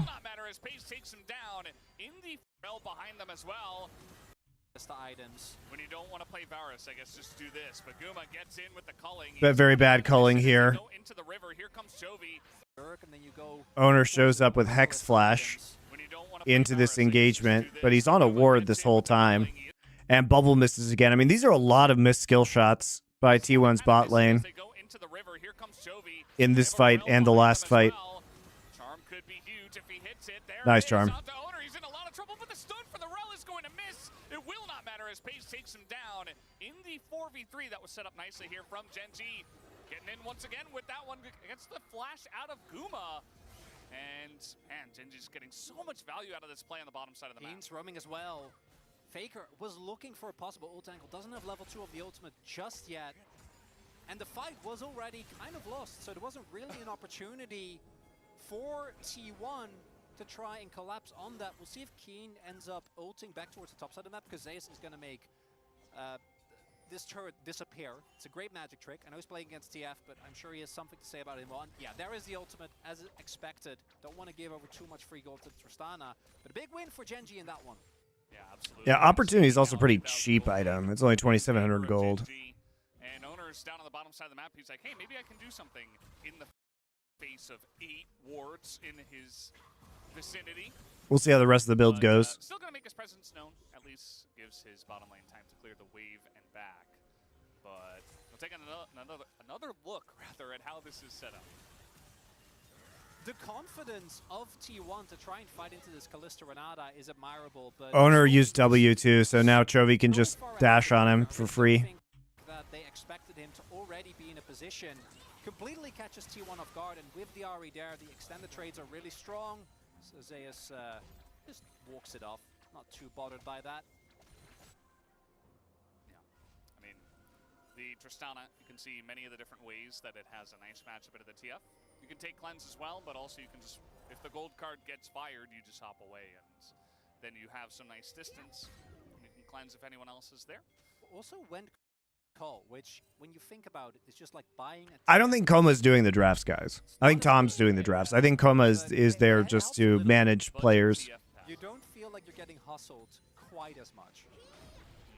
Not to say he doesn't know the game or anything like that, but, you know, at this point of his career being head coach, he's probably doing just more management roles and less, like, actual gameplay strategy stuff. It's probably mostly the players and Tom that are doing that, if I had to guess. And Twisted Flution. The Atlas Invention coming through. Oh, no. Guma going So cursed. for Shiv first, RFC second. Canyon, they're trying to do the same thing, but it's... Yeah. Guys, I get that you want to, but Zeus is very clearly playing a lot more respectful, and he's also Tristana. It's kind of funny that we saw the biggest gold gap was in the support role, as Lehens has 2 kills, 3 assists, no deaths. Wait, they also have double Knights. Gen G's really just, this item's broken. We're gonna buy it on as many people as possible. So, ow, both. Yeah, look at that Q damage onto Guma. Takes like a quarter of his health when Opportunity is off cooldown. Yeah, kind of an interesting one. Zeus did pick up his first item, so maybe just trying to utilize the Tristana value, but the cleanse forced out already. And a knock away from Owner, but the timing is totally off. I mean, look at this. Now, Chovy can re-engage, so maybe... Protected. Items broken. We're gonna buy it on as many people as possible. So, ow, both. So both mid laners in the bot side right now. Both mid laners with teleport up. Protected by their respective knights, as we might have a fight for Herald here, Valdez. Yeah, kind of an interesting one. Zeus did pick up his first item, so maybe just trying to utilize the Tristana value, but the cleanse forced out already. And a knock away from Owner, but the timing is totally off. They trade Renata ult for Poppy ult right there. They get the flash at a Keen, but total control of the river right now does go towards Gen Z, and Chovy is not done with this yet. Rocks on cooldown at the moment for Faker, so Chovy just gets to dash around and have some fun. And yeah, that's easily going to go into the hands of Gen G. With the health bars low, T1 might have preferred to back off and save their TP because both Chovy and Faker In season 3, he was also the strategic coach, draft coach. He wasn't the head coach. Carter was the head coach in the early days of T1. Oh, boo. Surely that was on purpose, right? Like this, Canyon. Canyon! Yeah, that's... That was not on purpose, chat. We know. Well, there's a wall coming out here as Faker trying to make a play. He wants to make a difference in this game. And he's just going to sling some rocks at Lehens. No! He gets away! On basically... Lehens had to flash because Canyon fucked up his Herald charge. Purpose, right? Like this, Canyon. Otherwise, everybody would be back at the turret right now. That's, That was not on purpose, chat. And Lehens could more safely walk up. wall coming out here as Faker trying to make a play. He wants to make a difference in this game. And he's just going to sling some rocks at Lehens. No! He gets away! On basically no health, as yes, he did have to flash, but Faker's gonna... Can't they only talk to the coach on stage? Doesn't mean the Koma's drafting. No, they have two coaches that can be on headsets on stage. So Tom is there as well. I imagine for either of these teams, as Pacers just seem to accept, Varus is not cool anymore. Kalista is Varus, but with a utility ult. We're gonna make it work. Ghostblade now done as well, and outside of Poppy, there isn't a lot of tankiness as Canyon might look for a steal. Now let's see if he can get it. Yes, he He's can. Rel! Rel! How many times do we have to see this? Keria also isolated, free kill. Poppy, there isn't a lot of tankiness as Canyon might look for a steal. Oh, he gets the bubble after the gold card's already in the air. That's unfortunate. How many times do we have to see this? Keria also isolated, free kill for him. Zeus, meanwhile, yes, he will take the turret, but Gen G, they're stacking Drakes. They are winning these fights, and they're continuing to put pressure on this map. Pace going to be at the very least doing a lot of damage. Guma, I think, should be able to clear the wave here. But it is a cannon minion. Pace does not care. Imagine if that Q hit. The damage is, let's say, off the chain. It's problematic for T1. It's great for Gen G, who now did lose the topside turret, which I think is why the gold is still feeling relatively even. But the map control, you'd much rather have that mid lane turret. 2 Drake lead here for Gen G because... Will Riot ever make LoL 2? I don't know, man. They promised that 2025 is going to be the biggest year for League since its release. Maybe they'll finally give us a new engine. Towards the Rel, there was a small moment there where it went down to, I think, like 100, but obviously the Rel always going to have the advantage as he gets to time the smite with the exact timing of the Q. I think Jonas Strong just figured out that a double Knight's Vow. And, I mean, you might as well. You've technically got 280 carries with the TF. Kobe said that too on stream. Yeah, I mean, look, Feels pretty good. that's just what the lead producer tweeted on League of Legends. I don't know what that means, but hopefully it's not bullshit. Not really an 80 carry, but a similar role, I suppose. Handshake, oh boy. Keria just caught out here once again. Guma just going to put some damage in. Well, Hen's relatively tanky with this itemization, so...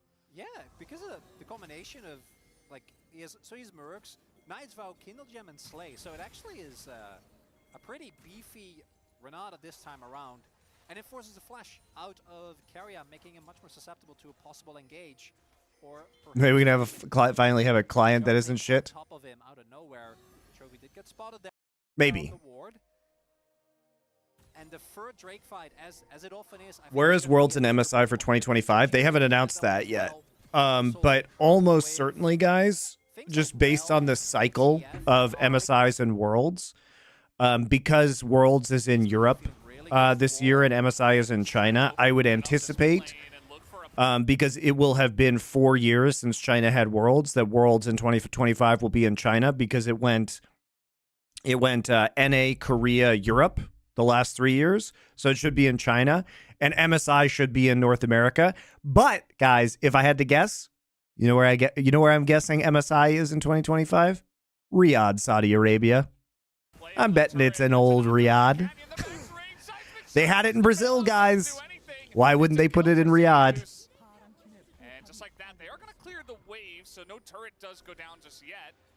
And in fact, I'm betting it's in Riyadh. It's coming, guys. Guys, the Esports World Cup is in April, right? In Riyadh.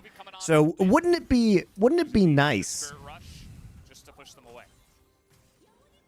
Actually, wait, it's in July. It's in July, sorry. Or it's in June. The Esports World Cup is in June.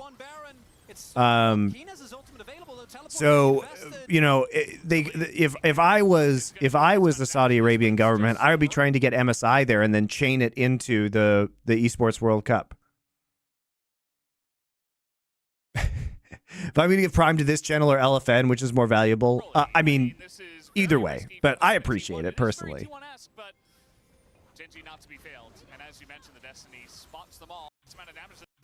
So if in theory, MSI should be in North America in 2025 because it will have been the longest time. But because they could put it in a minor region, I totally anticipate that it's going to be in Riyadh. It started up. Keena's ultimate available. The teleport getting invested. Double 80 carried is going to do a nice amount of damage to this, but it's all this is the classic T1, you know, just to push them away. Baron attempt at spawn. Little attempt of Genji there is that T1 do pivot. Oh, They have a decently fast because they have Zeus in the top side with the Tristana. They have a decently fast Baron here, but with Twisted Fate, it's very hard to do that. They do trade TP, mid lane TP for mid lane TP though, and they get Twisted Fate ult out. It's a nice little try. How does Saudi Arabia count as a minor region? Because it's EMEA now, guys. Haven't you noticed what Riot is doing? They changed LEC's title to League of Legends Europe, Middle East, Africa Championship. So technically, it is included now within the LEC purview. Gets stunned on the rocks at least, but Chovy will avoid his death. As Genji push them away, but Have I been to the Middle East? Yes. With no cleanse, if I've been to Keenan Egypt. I'm pretty sure Guma would have ended up dying. Was very close at the end. T1 trying to take some. I don't know if you count that as Middle East or North Africa. I've been to Morocco, which is definitely like more North Africa, but Egypt's kind of the bridge between Middle East and North Africa. One of the big things with Rell and how tanky she gets, and why I think Kenyon feels like he can go, is because of if you hit people with skills, you are basically unkillable. If you don't, and you don't proc your aftershock, you do go down very rapidly. This from T1, definitely optimistic. My main point of contention with this, that they invested Faker's teleport, and that feels a little bit rough to me. Oh, we got some fights in live. It is Canyon in a lot of trouble once again. Has to flash the wall. Nice little pick from the set of 2-1, but flash forward here. No cleanse onto Guma. He is in so much trouble, and down he goes. Pace gonna get that one. Keen nearly takes, or Zeus rather, nearly takes out Canyon.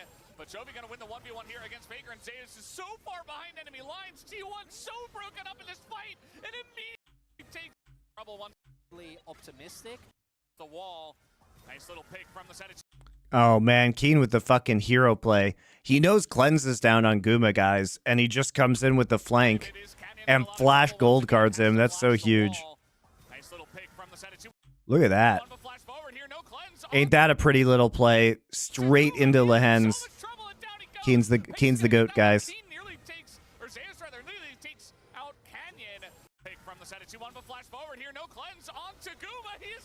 We actually missed the entire Faker fight, but Faker was just charmed. We saw the end of the charm right there, and he just gets bopped.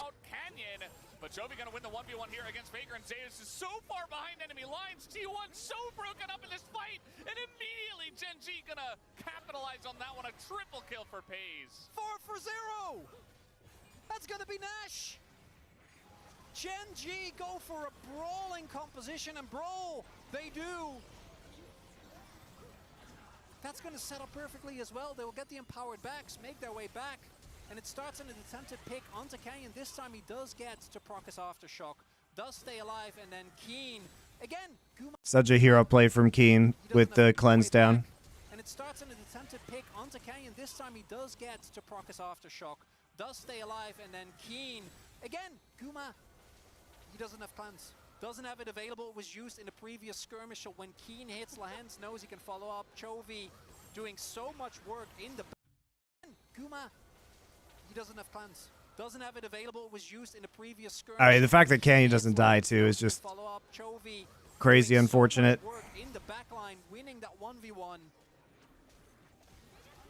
Yeah, the 1v1 be it. The 1v1 was critical. Like, Faker did 0 in that fight. And Chovy had, obviously, a lot more Spirit Rush after he picks up the kill. The angle from Keen was perfect with the flash on in.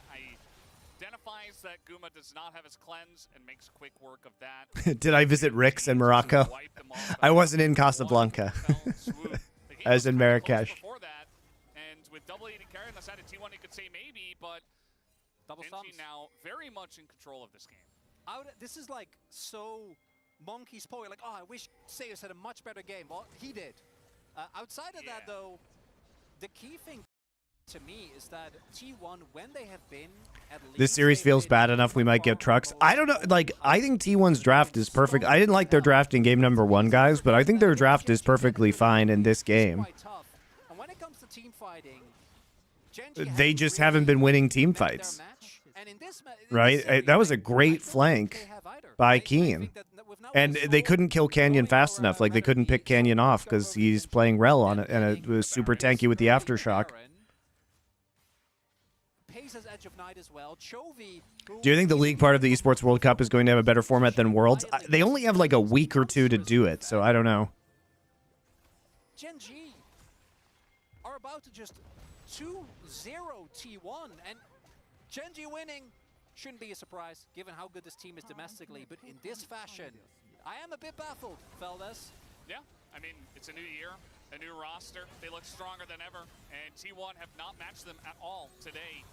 Was thinking that maybe in this early to mid-game we had a bit of a challenge. Nice 3-man knockback here as Lehends and Keen are in a bit of trouble. Kennemin's going to help block some of that culling, and they do get pushed away for now, but Gen.G's still in the driver's seat. They had opportunities, I think. You know, the top was getting pushed in, like Zeus was doing well in the top lane. I think they had a lot of the answers, but again, the playmaking hasn't been super proactive from T1's side. And Keria has missed a lot of bubbles. I mean, I think if he hits that bubble in the bot side in the skirmish around Drake, that might have been a very different fight as well. Map control with an Ahri that's up a level and up a kill and a bunch of CS and a TF, can be feeling quite good. This time there's just not enough damage. Zunner doesn't do much. I mean, he does have a Sunfire. Don't let Ox hear me. But yeah, just not enough even in the 2v1. And Gen.G just going to utilize the end of the Baron buff and back away. It's 6,000 gold plus for the side of Gen.G in terms of the lead. Owner going Sunfire seems wrong. Yes, it's definitely wrong. Banshee Veil next, just in case. Doesn't want to get picked off as he is level 16, the highest level by far, 2 levels ahead of both solo laners on the side of T1. And I don't think anyone's ever going to match him in this game unless it goes very late, which Gen.G don't seem to have any intention of letting this one go much later. Don't think they should, as the gold will equalize eventually. The shredding of resistances might be enough. Owner. He's just going to try to run through this one. He does have to utilize his flash, but yeah, now oh my god, that fucking charm? Owner. He's just going to try to run through this one. He does have to utilize his flash. Are you serious? But oh, guys. yeah, now a wall comes down here. That's yeah, Faker's just probably dead here in a ton of trouble. He will That was a immediately fucking dies. nuts charm. Holy shit. Who has found the angles so much more often in this game. Gen.G get the pick. That is the timing on that with how fast Talia is moving is so crazy. Yeah, I know he charmed him off a different wall earlier, guys, but like that charm. What the fuck, man? Look, that timing is so bonkers. Like he times it just off of seeing the wall come down. Now a wall comes down here. That's yeah, Faker's just probably dead here in a ton of trouble. He will flash and immediately dies. I'd be so mad if I was Faker. It's actually Chovy who has found the angles. So yeah, Faker's just probably dead here. Just gonna try to run through this one. He does have to utilize his flash, but yeah, now a wall comes down here. That's yeah, Faker's wow. just probably dead here in a ton of trouble. He will flash and immediately dies. All right, guys. Kleos. Kleos to Chovy for that play. All glory to Chovy. Genji get the pick. He wins the Kleos, guys. Charms, man. Second time he charms Faker off the wall that I have noticed in this game. And Faker was looking to hop. You can, with the Taliyah, hop back towards your turret. You can hop over small walls. But Chovy just perfectly knocks him out of it. Rather charms him out of it. Takes him down. Yeah, he's done it a couple times this game, but that was the most impressive one. That was the most impressive one. Least bad of Inips to lose, but It's like that's- max range, But perfectly we're saying timed. stuff like that, Valdes. You know that the game state is not looking too hot. Oh, and there's another kill in live. It looks like Owner is just dead. And we're going to skip out of that replay. You know, we wished for a close series, but instead it's Genji just absolutely pummeling them to the ground. It just ends up being It's not even close. not much of a competitive game or series at all. It's not a good engage You know? by Sorry, Owner, it's not great, guys. but I guess we just got to bask in the glory. But it's kind of a desperation play. But look at the timing on that charm. Just from the seeing the wall go down. That is an absolutely beautiful play, guys. Well, I'm sorry it's not more hype, but I guess we It's just a gotta bask desperation in the play by glory of Faker, but just max range charm off the wall into the chain CC, forces the flash, gets the pick off onto Faker anyway. on the wall in a straight line, but the timing of it is just immaculate. And then there you go. Follow it up with just another flash in the brush. That one's easy. Game one, I think you can do it in this game as well. Are you giving me Jeff bailout? P2662, thank you for your tier 1 subscription. Appreciate it. For you. Oh, for me. I appreciate it, Valdes. Right now, Chovy, T1. so good at Ari. One of his signature champions for sure. In this game, QSS bot for Keen. Yeah, Guma. Yeah. Oh, he's dead. Just more charms getting hit. It's fine. Yeah, they're making this one hurt as well. I mean, the teleport from behind Chovy's like, okay, Chronicler, I see you. I'll make sure that you can vote for me in game 2. We've had a lot of games go very long in this meta It might be. nowadays, and it might be 2 games under 30 minutes. Isn't like Paze or Lahens though? I feel like they did such a good job. Is this me trying to recuperate from my previous Chovy vote? Am I trying to overcorrect? Yeah, I mean, I do have a tendency to do so. I don't think it's Keen or Canyon, No, I feel confident for but that one. if They played anyone good did like games, Pace or Lehens votes, I think that's fine. But Oh, possible. Chovy has been the most flashy. He really has been. A possible angle here for T1 to pick up a bounty. They traded for Baron. They will. I mean, they'll get the Cloud Drake, but to be honest, who cares? It's one Cloud Drake. It's a Baron going the way of Genji. And Guma's done the most damage, but that's because he has the ability called the Culling. And that's about the only reason in this game. Valdes, I can't lie. I was expecting more. I was really psyched. Yo, we were psyching ourselves up. Yo, we're Like this expecting more. series is gonna. Is Faker's Taliyah pretty bad? No, I mean, he's had some good Taliyah games, even recently, guys. This is. Whew. It's desperation because they're so far behind. They're at a 10,000 gold deficit. Like, they have to make some kind of play to come in and try and get this game back. So, you know, it's not an ideal Taliyah play, that's for sure, but I don't think he's bad at the champion. And it's early, but you can see If that you had to it's say very Chovy's 3 most iconic champs, what would you say? Azir, Yone, Ari? Yeah, probably. I think that's a pretty fair list. You know, other champions he's well known for are Tristana, Cassante mid. Yeah, Those are pretty iconic for The him. expectations playing into it as well. I don't think For any sure. of us had No. any expectations of Hanwha, and it isn't to do with Hanwha not being a good team. It's just that very clearly. Silas. Yeah, I mean, Akali Silas too, but he's not like the first player that comes to mind. Obviously, he's very good at those champions, but in terms of like his most iconic champions, I think his split pushing with Azir is super iconic. His Yone is obviously very unique, and his Ari play is sublime. We're already winding up because guys, Yeah, it's not about most played, guys. It's about, you know, which champions like is he super strong on, right? Or most define his play style. Oh no! Oh no! You're probably thinking like No. 55, 45, Yeah. maybe even closer. Yeah. I don't think anyone could have expected it to be this one-sided, but it is the way it is. I know. Maybe Jonah's strong. Jonas He Strong. does have a gift. Yeah, you probably predicted 3-0, even though you're not allowed to do that in best of 3 series. Yeah, I think that Genji should just be applauded for coming in here against a really strong opponent and making them look a bit silly today. And Chovy. Yeah, wow, what a dominant series. target acquisition. And you layer one gold card with the charm with anything, and somebody's going to die. There it is. The Railing Gates comes in, and Gen G, they want to end this game, and they want to end it now. The two Nexus turrets are going to go down, as Gen G will absolutely clobber T1 in a 2-0 victory tonight. They're playing with their food, just as we've seen Gen G and T1 do many a time, but tonight it is all Gen G all the way as they take them. Yeah, really impressive, guys. Meanwhile, yes, he will take the turret, but Gen G I was gonna go back and check out the other Faker wall charm. mostly just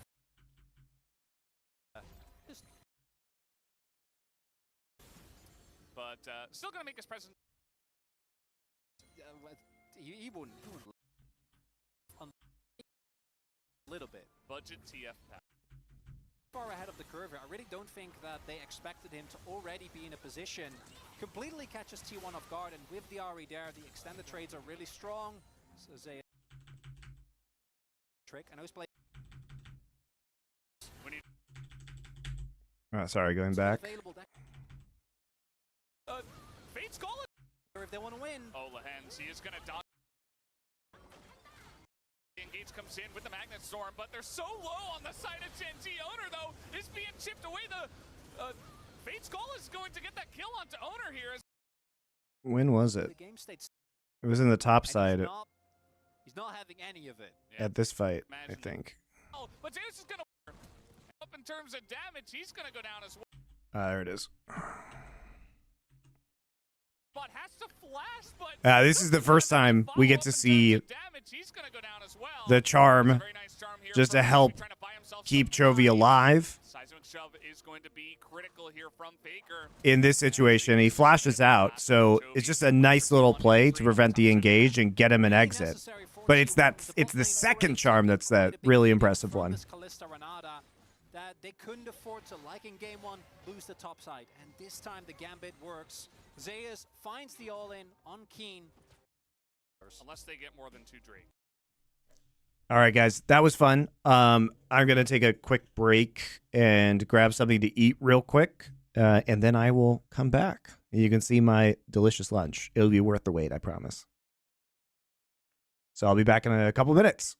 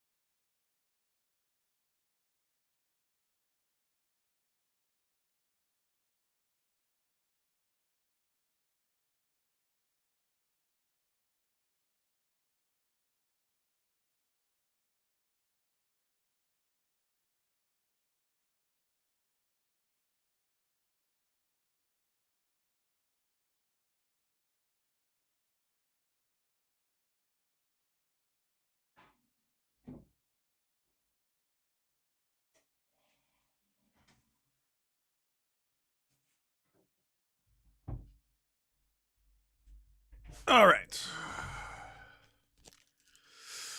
All right. Took a minute, guys, but I'm back. I promise it'll be worth it.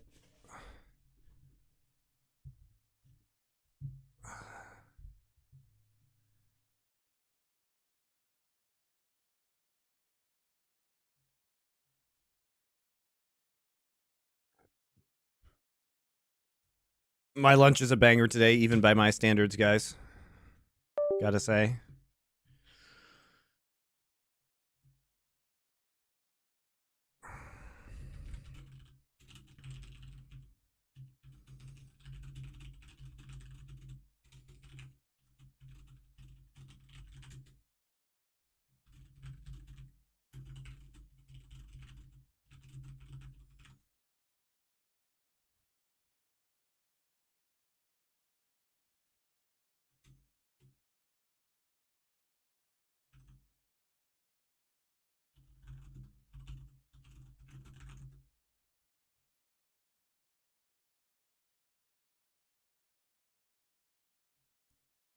All right.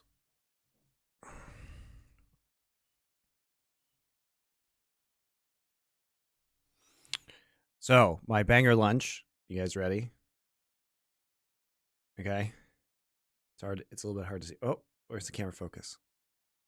I'm also green screened, so it does kind of funny things to it. I have chicken shawarma that I made in a pita with homemade white sauce, hummus, and lettuce. And then I have a Greek salad with cocktail tomatoes, cucumbers, feta, olives in red wine vinegar.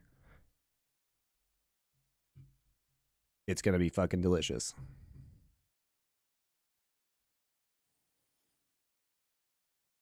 That's right. The bangers may not be happening in the games, but they are happening in my lunch.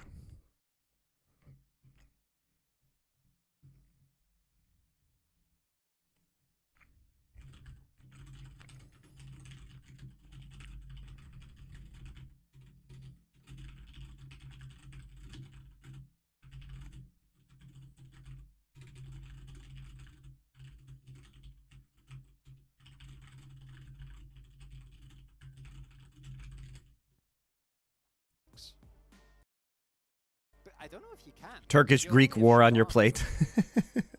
No, I mean, Well, they can get drinks. you like to think about that, Right. but Well, yeah, I didn't. I really consider that. consider them all part of one Ottoman Empire. Right? You know? Scaling in some circumstances. It's not a Turkish-Greek war. It's just one Ottoman Empire on my plate. Be taken off the board. Was banned in both games in our first series. Kalista probably should have been banned in our games in the first series. Banned here. Sejuani immediately taken down. They did not want to first pick it. Lunch? What time zone? Korea. We're going to be given over to Sponge, unfortunately for him. Nautilus remains very. All right, we're getting into this one. I have to watch my beloved Kwangdong mysteriously lose. For me, the win rate has been pretty hit or miss. And I want to add that Renata is in a great spot in the meta at the moment. Works really well with picks like the Varus, and also completely dunks on Nautilus. Ah, rascal. So getting rid of the Renekton for him. We might see DRX take a lesson away from their loss and be like, you know what? Smolder does beat Senna. Whatever he said there, it didn't look like Senna. So it is going to be the Ashe ban instead, and the Senna should be picked up immediately here for the side of the Kwangdong. Yeah, I love watching Kwangdong just lose to Smolder over and over again. This is my favorite. What was it, 16 games in a row? Then she lost 2.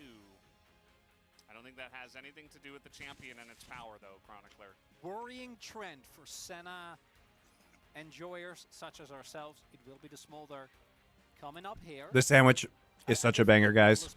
The homemade like white sauce with the hummus and the chicken shawarma that I made. It's so good. Quite as bad unless you're It's so good. in which case it is a mistake. You should not do it because Keria should not be allowed to have gold. On Kench, the Karma not going to make us very excited. We've seen the pick be fine.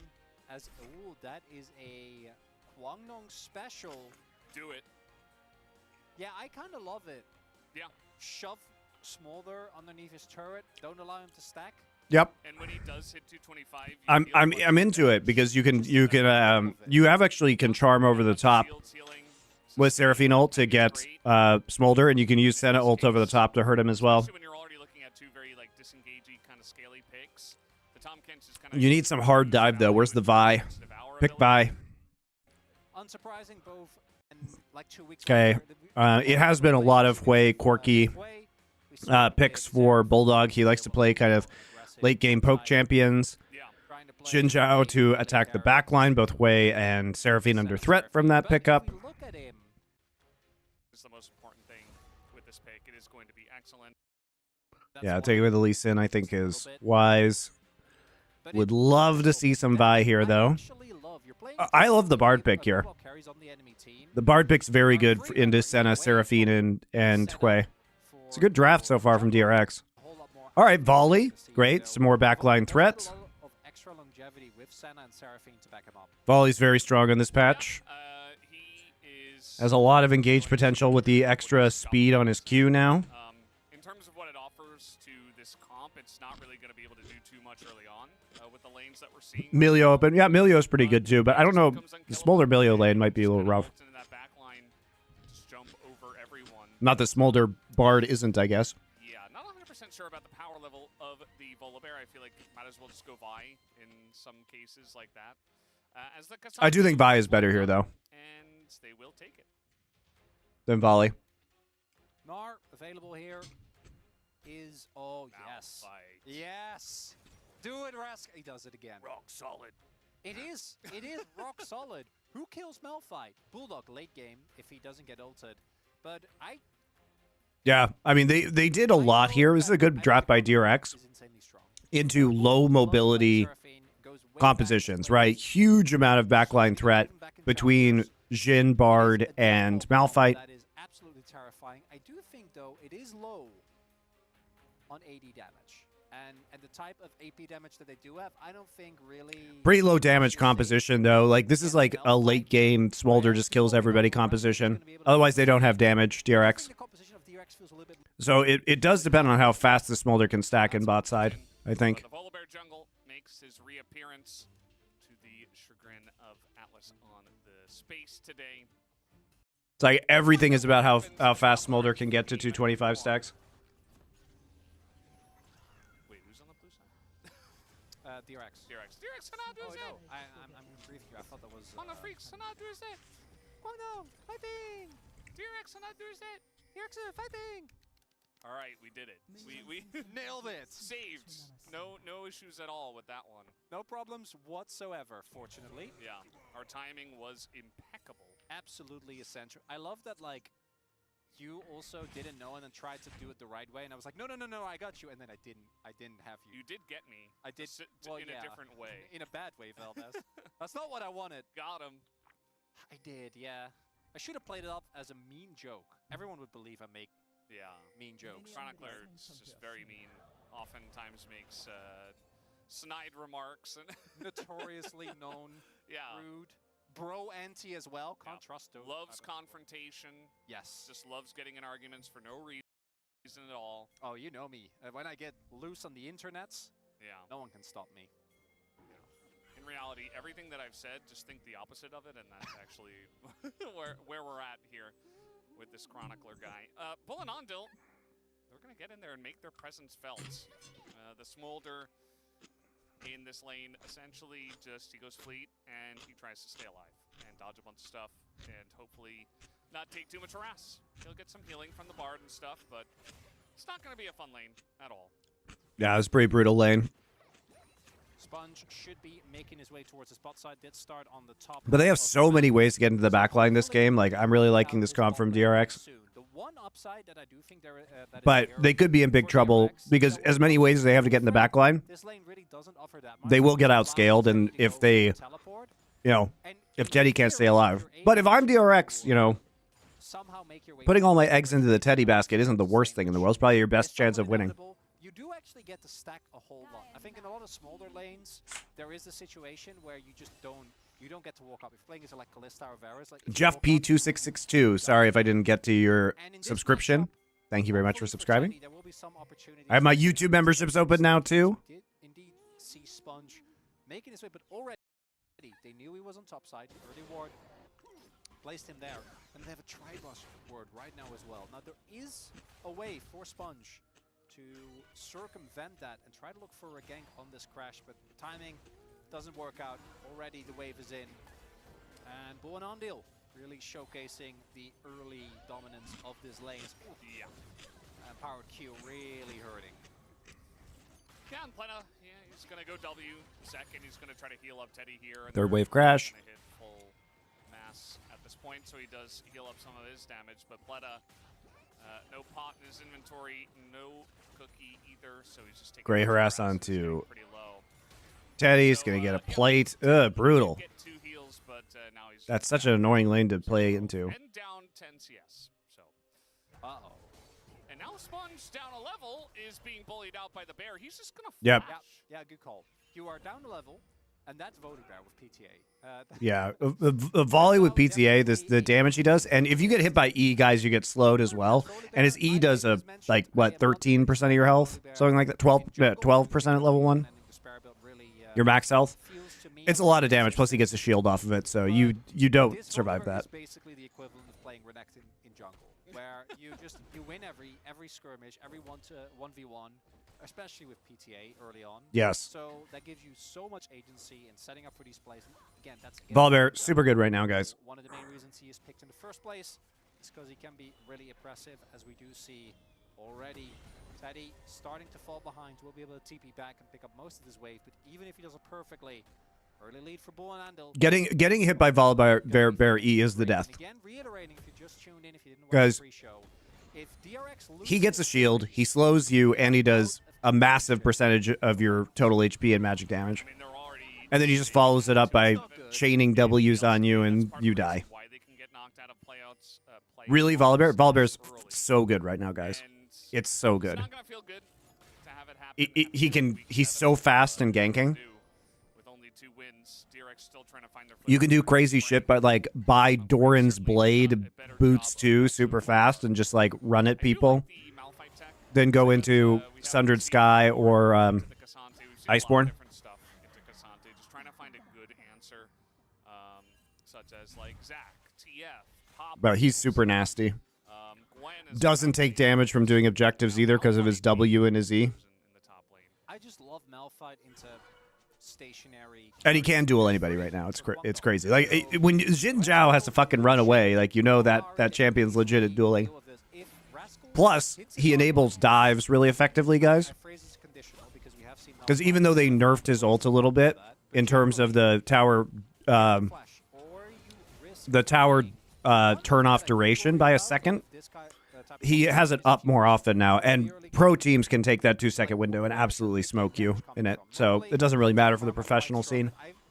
In fact, just having his ult up more often is probably better. Recently, and Kwangno obviously does have a lot of beefcakes bolstered up by a lot of healing. Yeah, it's kind of an Can he solo Baron? No. Nobody can really solo Baron anymore, I don't think. An unfun comp, I guess you can call it. As by But the he way, can he's solo, not you know, he can solo Drake at like 5 minutes gonna with hit it no here, items. Oh, but, God.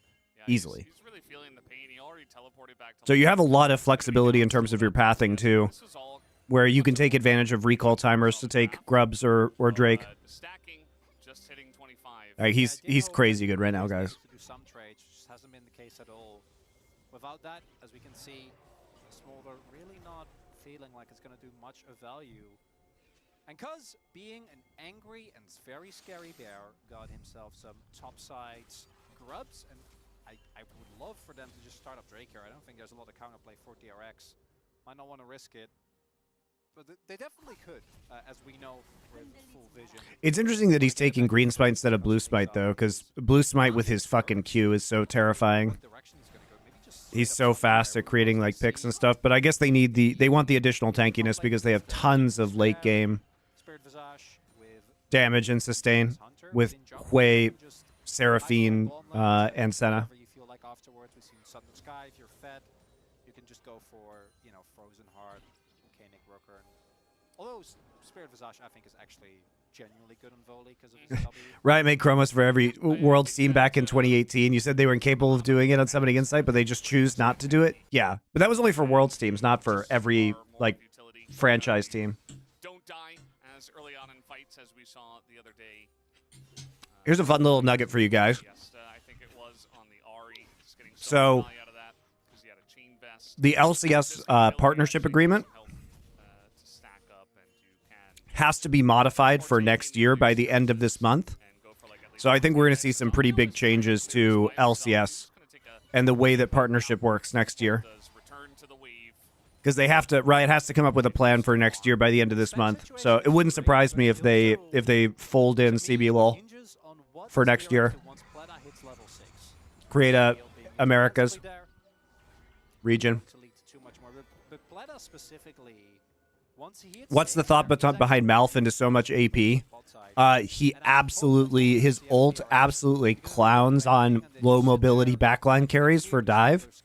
Plus, you can set it up with Bard ult. I mean, you can just ult onto Seraphine, Senna, and Hui and just, like, murder them. Start roaming around already. Early Drake stacking should start shortly. Undeal makes his way back to lane and causes on the bot side of the map. Cannon down. And Bull stays. Did they get the plate? I'm not sure. I think they might. They did. Oh, Yeah. they did. I think Bull stepped up to it, took it himself.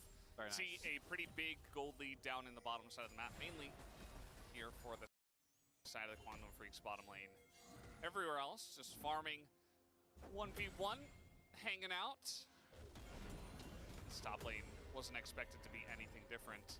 It And is. They're almost exactly even on farm. It's just top lane. The only way of knowing who's winning that is knowing whoever has more grasp stacks.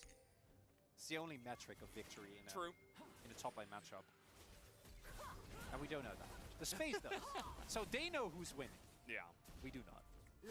somebody is probably. Unless the grasp stacks are exactly even as well. Well, that makes it all the more captivating, Velves, because then no one knows who's winning. True. Guess what? It's also a Chemtech Drake first, so it's not going to be a Chemtech Soul. And even though Quantum Freaks did delay this, it's still going to be nice to pick up this first one. The Chemtech Drake actually feels pretty nice for this composition. You have a ton of healing and shielding Yeah. amongst all 5 of your champions. So, Ocean as well. yeah. Ooh, the amount of healing. Someone get an Oblivion Orb stat. Don't have to look at it. Maybe. Contrary to popular belief, you can in fact buy MR as Malphite. Yeah, I mean, Kaenic Rookard's going to be huge value here, right? No action. Chronicler? No. No action. This is the LCK. Only We action in our first series. Okay. I was about to go off. Not in this one. Not in this one. This is the one where we sit back and we think 10 minutes about our chess move, and then we make it. That is peak LCK. They also take a potato chip and eat it. If you like potato chips, I guess. Is there a reference that I'm missing? Yes, Valdez. It's Death Note. I thought maybe you'd seen that one because Yeah, Valdez doesn't know the Death Note reference. It's when Light is sitting in his room and is like, "I'll take a potato chip and eat it," like very dramatically. True, yeah. While he's planning out his 15-dimensional chess. True. All out here under the turret, but you just press R and you avoid it. Another fun part of this matchup is that if you want to go in with your R, you can, but generally, if he has all out, you just save it. You just run away. Or, unstoppable force away. Which really is just a more advanced form of running. Because you're running, but you're not stopped. It's kind of like Naruto dashing. Maybe he's Naruto running, but he's going so fast that we can't see it. Isn't the dash just also a run, though?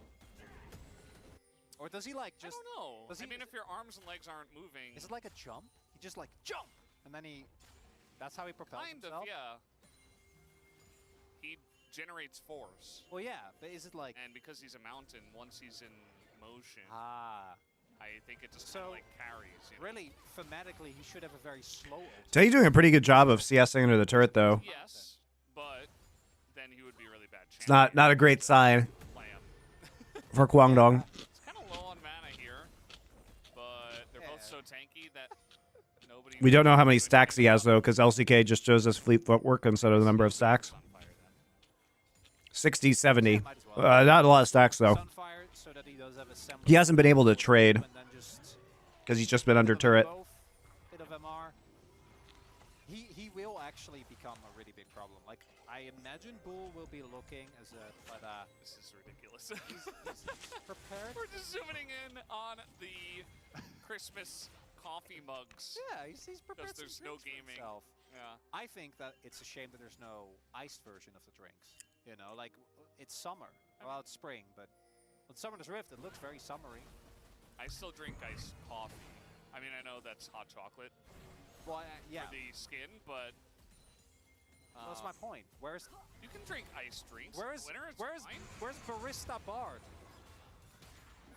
I guess this is kind of barista bard because it is Yeah, I the little guess. mugs, although it's not coffee. So You can't tell me that. No, but that's what I'm saying. Really slow Bard game, guys. definitely 0-0 at even 13 up- minutes. Bard will be a barista. He has that mystique. sure, yeah. So where's the skin? Even it's an alliteration. It's perfect. Yeah, Is it I'm not? okay Is it with not it. perfect? No, Oh, it's okay. Well, you're Are you watching LCS tonight? No, I'll be watching some LCS tomorrow and the next day. LEC and LCS, lots of it. It's, Next couple days, guys. I mean, just because somebody makes I have to finish some LCK games because I have the Monty Wolf show tomorrow morning. it feels kind of the same, Velvet. It's a DRX and relax. Whoa. That's what this game is. Okay. Pleta is going to he doesn't have Magical Journey up. He's just gonna flash. Okay. Just get away from any action. That's also a good idea. He's trying to relax. He's trying to DRX and relax. Okay. It's hard to find. Sponge doesn't have Smite. It's interesting the Volibear is going Thornmail first. Why? It's not really an easy word to rhyme. Yeah. Is he that concerned about like Jin Zhao healing? But that doesn't rhyme. No, I know. Guangdong and relax doesn't mean Doesn't- anything. It doesn't work. Maybe we say freaks.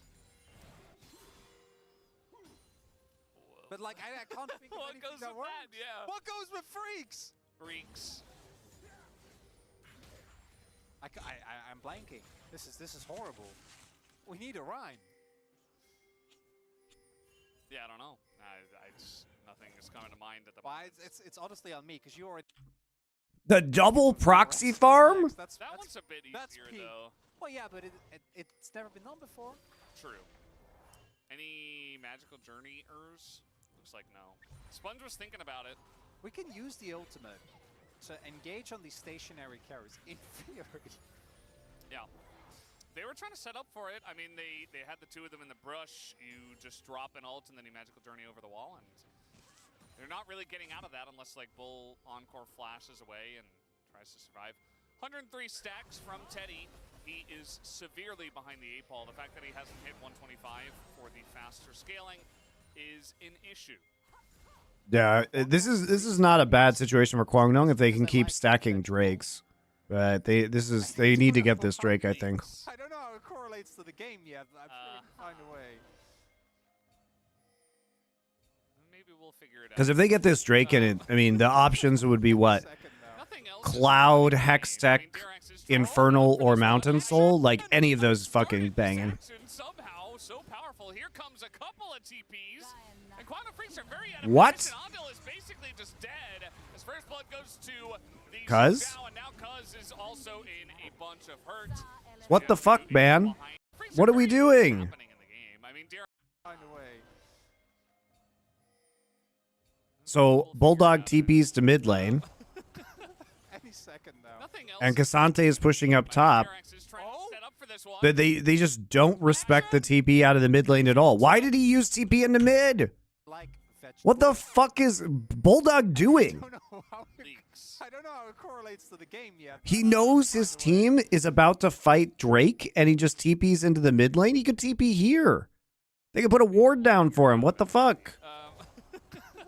Any second now. So they Nothing else is happening. they see that TP, they see Hui in mid, and they're like, oh, it's fucking free. This one, And Malphite's way under turret, so he has TP. He can TP first. Here comes a couple of TP. And Dudu just doesn't TP, so it's just a 5 versus 3 for no reason. His first blood goes to the Xin Zhao, and now Cuz is also in a bunch of hurt. So we do have It's a nice Bard ult onto Dudu. Here we do have Bulldog as well, trying to just poke some damage down, but the W will get Dudu out of dodge. Nice little stun does come in from the root from Bull. Why was Sway TPing into mid lane? Nice conversion here from What the DRX. fuck is that call? His first blood- Like your team, you have eyeballs, Bulldog. You see your team is pushing up on this Drake. Like this must be the world's most confusing shot call. Like why are you playing so aggressively when they have 2 TPs and have the positional advantage for TPing? Like they're set up, DRX is set up for these 2 TPs. You are not. You just wasted your TP in the bid. Jesus Christ! What a terrible play. We do have Bulldog as well, trying to just poke some damage down, but the W will get Dudu out of dodge. Nice little stun does come in from the root from Bull, and the rest of them will get Awful. Out, but a nice conversion here from DRX on the double teleport. No longer relaxing is DRX. Fortunately, also freeing us from that conversation. Double TP invested from both teams because it's DRX that have the. Is there a real reason to have Sunfire? No. They're able to get the win. They do give up a lot for this, though, and hopefully they get a little bit more out of this. Yeah, so Bull walked in range of the. Okay, Dudu's just committing suicide. Krug ward.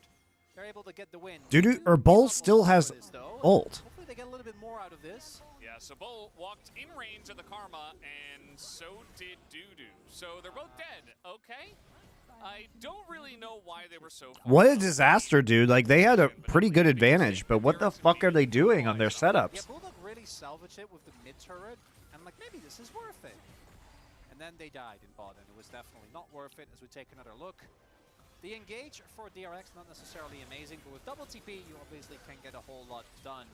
Crucial here as well is that Yeo arrives very early, does a ton of damage, and Cassante trying to help. Pleta just ensuring that Dudu doesn't get to play the game.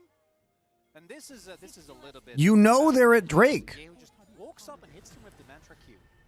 That's the end of it. You- Lane. You know they're at Drake. Bull by himself, Sponge easily gonna Bull take refuses the to use also get the ult under three any bottom circumstance. lane, and DRX shoot out to a pretty strong lead here in the mid game.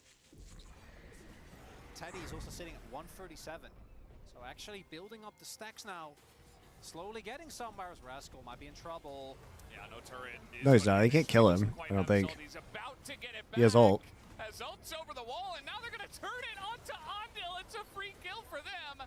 As the ult comes Lol, out, the fucking Bard ult. gonna save the life of his team. Pleta actually doing a good job with Bard ults this game. Quite a bit of danger here at this point as well. They want to give this kill over to Teddy, as they won't quite be able to, but it's still another DRX win. And we've gone from no action at all to action across. Oh my god. That is. They're just trolling with TPs. You're playing towards the top side of Dude, the they are map. actually trolling with Chill. TPs. They just waste. We just watched them waste all 3 TPs. If that wasn't enough, getting the top side traders, Rascal doesn't even have any MR. He's already not dying, Valdez. Yeah. Oh, the flash as well. Great ultimate from Pleta. Sets them up for the kill on Cuz. Cuz is close to his ultimate cooldown, but doesn't quite have it. Bulldog just doesn't have the mana nor the damage at this point to save his. This friend. is such a pathetic. This is such a pathetic game from fucking Kwangdong. Like they just have no idea what's going on the map. Catching up very rapidly on these stacks. Oh, yeah. Missed out on early on due to all this fighting across the map, but also with a pretty substantial gold lead. Yeah, I mean, if you win the fight on bot with double TP, and How does Smolder have a 1K gold lead after what was going on in the laning phase? bonus kills because the enemy team is sticking around and teleporting into 3 people. Yes, Bull didn't quite see them, but he quickly saw them afterwards. And then the dive goes wrong essentially on the top side of the map. So everybody's getting ahead. Teddy's getting extra kills. Yeah, he scaled up a little bit slow, but he's fine. He's got 125 now. He's going to hit it eventually, and you're not in a massive rush anymore because you didn't fall behind at all Yeah, with your Smolder comp. He's at 163. It's slow, but there will be no game-breaking point where he needs to have it or they lose, which normally should be the case. Because imagine if Kwangdong are up 3 Drakes at this point, right? Like they're staring down Mountain Soul. It will completely invalidate Teddy if they end up getting it, and he doesn't have a stacks yet. Horror instead. DRX, they are in fact relaxing in a very different fashion. Do you have a least favorite champ to see in competitive? It's Yumi's second least favorite then. I I mean, it's definitely Yumi. If you're able to contest them right now, they are in firm control of the map. And yes, the composition of Kwangdong. I don't think I hate any other And I champions do really want to highlight that again. that much. Kasante's getting pretty old at this point, When you do that, you should sweep. but they did nerf him quite a bit, so. But I just mind him because we've been seeing him a lot, not just because I think he has a boring kit or anything.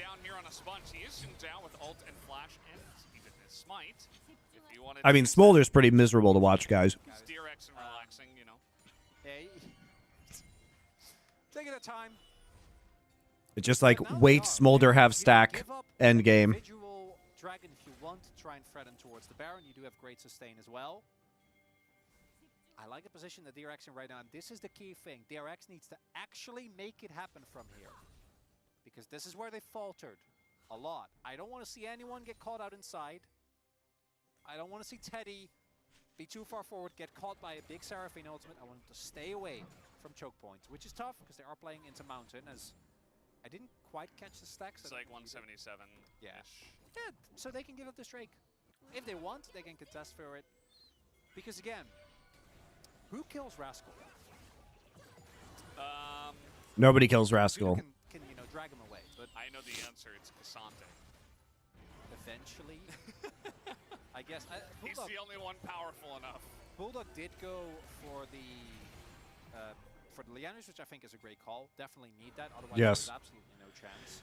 Agreed. You need Leandries. And Void Staff I hope so. Yeah. would be a good idea.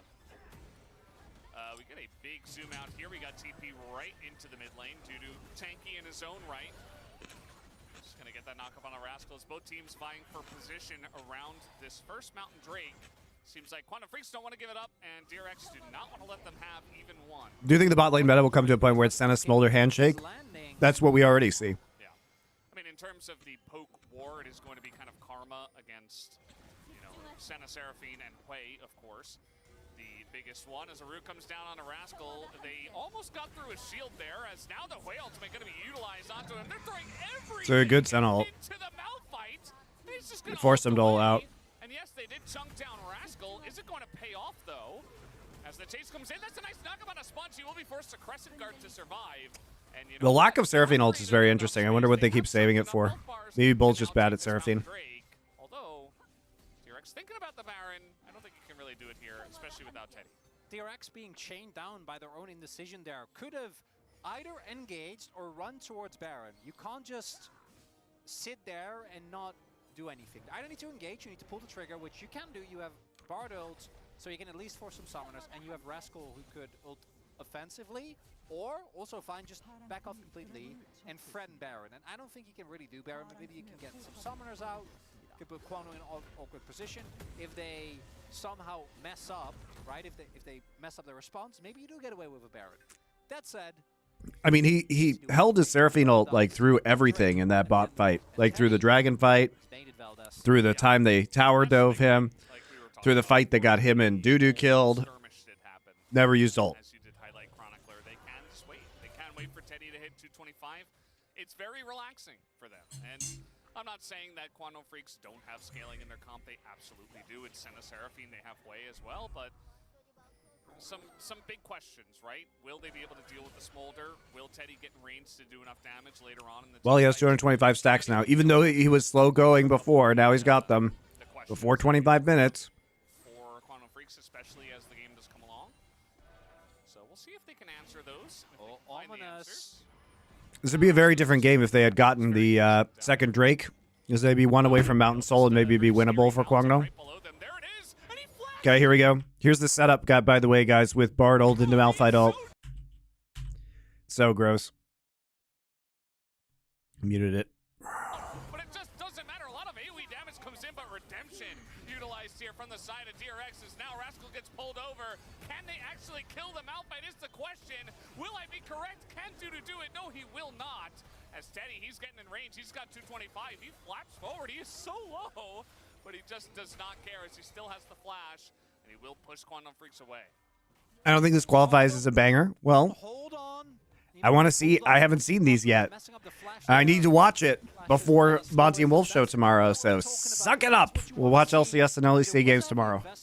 From DRX as well. They do use multiple flashes. Let's take another look at the play here. But that does end up finding the ultimate. Oh, Bulldog, yeah. Can't get hit by that. Great timing there as well from Rascal. Maybe watched Azil's video. Perfect timing on a stasis. And then here, Dudu actually almost manages to make it happen, make the fight work for them. Nonetheless, Feldis' prophecy almost coming true. But that does end up finding the ultimate. Oh, Bulldog, yeah. Can't get hit by that. Great timing there as well from Rascal. Maybe I mean, Bolt tries to counteract the engage by hitting the charm into the back line, but stasis. And then here, Dudu actually almost manages to make it happen, make the fight work for them. Nonetheless, Feldis' prophecy almost coming true. But Sponge actually doing a good job of standing guard, and the real threat, Teddy, definitely does a lot of damage there. So at the end of that fight, ult gone, or a flash gone rather for Undeal, but also for Rascal and I have Sponge. my doubts about LCS and LEC being bangers. I mean, yeah, G2 versus BDS. Maybe I'll watch if we have time. I'll watch it today. But as long as they keep trading evenly, eventually this smolder is just good. Yeah. Yeah, there you go. That doesn't surprise me. Yep. And he's got a lot of time to do it. We're 26 minutes into the game as he's actually. You don't want to watch LCK live? I will watch LCK live, but I guess I'm gonna have to do that It's not gonna happen. in 50 minutes because I have to watch it live before Monty and Wolf show tomorrow morning. Yeah, they do need their dragon to take down Baron. That is a necessity. Yeah. So they're gonna get one Q, a couple Qs out of Teddy. As he slowly does burn it down. No, oh, Bulldog. I mean, they know this is happening. They're just looking for the engage. He does get into that backline, but where's the follow-up? He almost kills him alone, and he is gonna kill Octo. Look at his health bar. Oh no!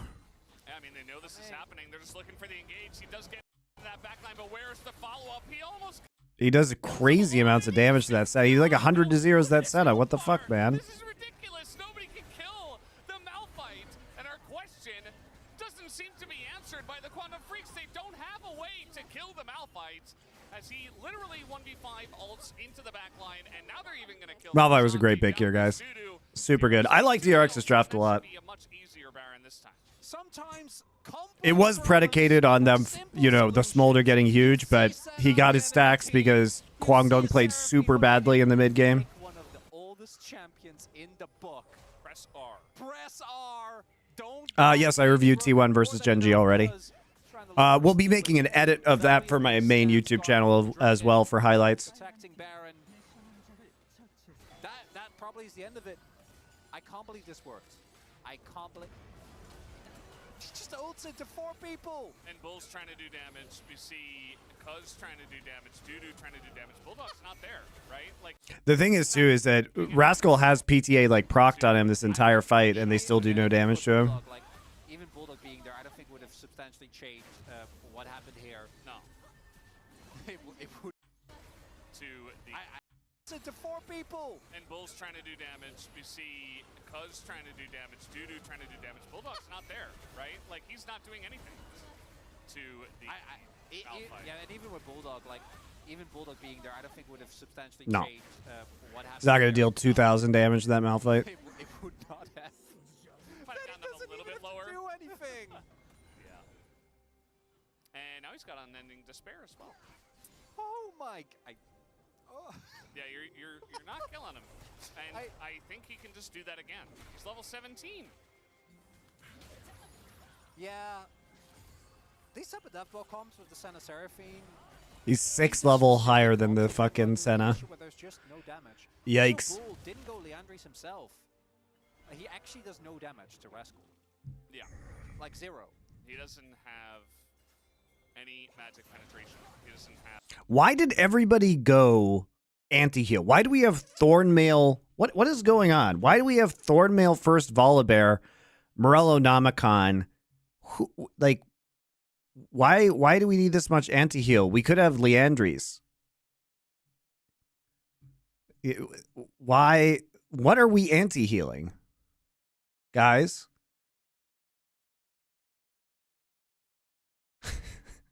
Like Jin Zhao heal?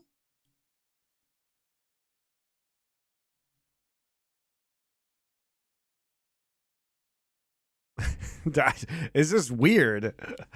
Leandris himself, he actually does no damage to Rascal. Yeah, the Xin Zhao passive, every third auto healing. He doesn't have any. He has Sundred Sky too, though. He But actually does no damage. even so, Yeah, Like 0. he doesn't have any magic penetration. He doesn't have any health burn. It's fine, guys. Surely he'll find a way to do a Karma Malphite. W. He does have Morellonomicon. It'll be okay, right? Yeah, double flash, just like that. And now they don't have their flash for when the Malphite decides. like the double anti-heal is like very concerning. Especially from ahead, it's unbreakable. If anything, DRX should be buying anti-heal. Of course, yes, of course. Massively overstep. Anti-heal is so much more valuable with, you know, if you're playing into Kwangdong's comp. Gonna run away from this one, and now they're gonna go for that Mountain Drake. And you thought they were unkillable now. They don't even have a single mountain yet. Well, they're about to get one, and maybe more if the game lasts that long. I think. Yeah, the draft is really good from DRX. I mean, the Bard Malphite were very clever, If they lose I think. this series, they're out of playoff contention. And you know what? Right now, game number 1, it's looking good. And you know who's winning with this as well? Bro. Bro. Yeah. If Quantum Freaks lose even one game, Bro are still in playoffs. Even the 1. Yeah. Just the one game. And DRX still. Look, I guess you can just do that at this point. All right, how low do you think Rascal's going to get?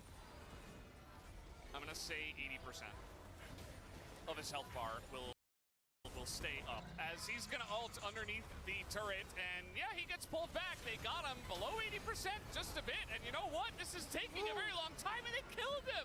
They Oh my God, they got him? Rascal. It's too bad Smolder can kite them forever. Not land, so the kiting Smolder can goes kite them to the side of forever Rascal. with karma They decide speed. to finally fight this one. Some very nice poke from the side of Bulldog is hitting that back line, and you see that it's getting pretty dicey actually in these fights without. Oh, no.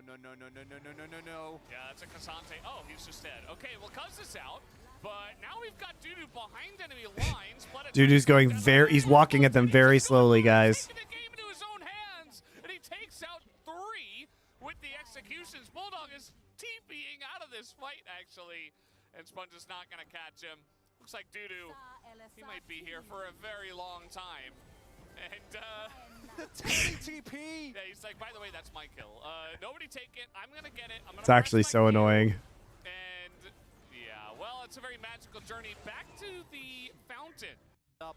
Rascal this time around mistimes it. If Bull doesn't get to ult, I don't think this ever does anything. Oh, But that ult does a lot of heavy lifting. Bulldog also is really trying that on the way, pumps out as much damage as possible. And they do actually get the kill. This turnaround from DRX here is huge. So big. Because if Dudu gets on top of Teddy, he dies. But Teddy realizable. And they do actually get the kill. This turnaround from DRX here is huge. So big. Dudu just slowly walking at them. Teddy It's a great choice. It's a great flash forward from Teddy. E flash forward makes it so that Dudu is never ever going to get an angle on him. Yeah. Because at the end of the day, like, in terms of sustained damage, sure, but Teddy is just so fed. Like, you just press Some people are saying Smolder is the new Zeri. Do I agree with this opinion? I think Smolder has a lot more counterplay than Zeri. I mean, it's just the thing is, like, in some games, Smolder's just going to completely take over. But we knew that that had a possibility of happening based on the draft, and they misplayed the early and mid game very heavily. So now Smolder's just online. The game should not have happened this way. You know, if Smolder doesn't get huge, they don't have any damage either, right? Teddy unfazed in the face of danger. I do love the Leandris here, though. Leandris QSS. 600 I think this build is just great for this scenario because you can still get hit by Charm from Seraphine, so go ahead and buy the QSS. That's one of the only ways you can die, and your team needs you to be doing consistent damage output, and you can just proc your true damage burn and your Leandris burn over and over again with QAOE, so it's very good, I think. They're getting even more powerful. He's above 400 stacks at this point. Ult comes in. They're just trying to get in onto the first first target, but Cuz is so tanky as well with all the healing and shielding.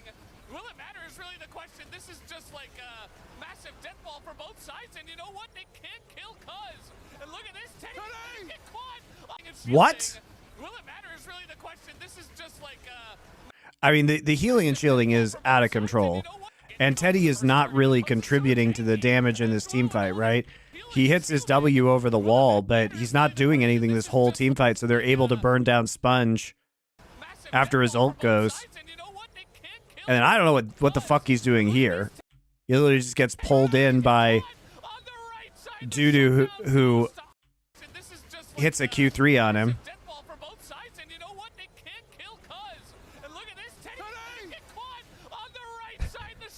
Cuz with the flash Volibear Q for the stun too, very nice.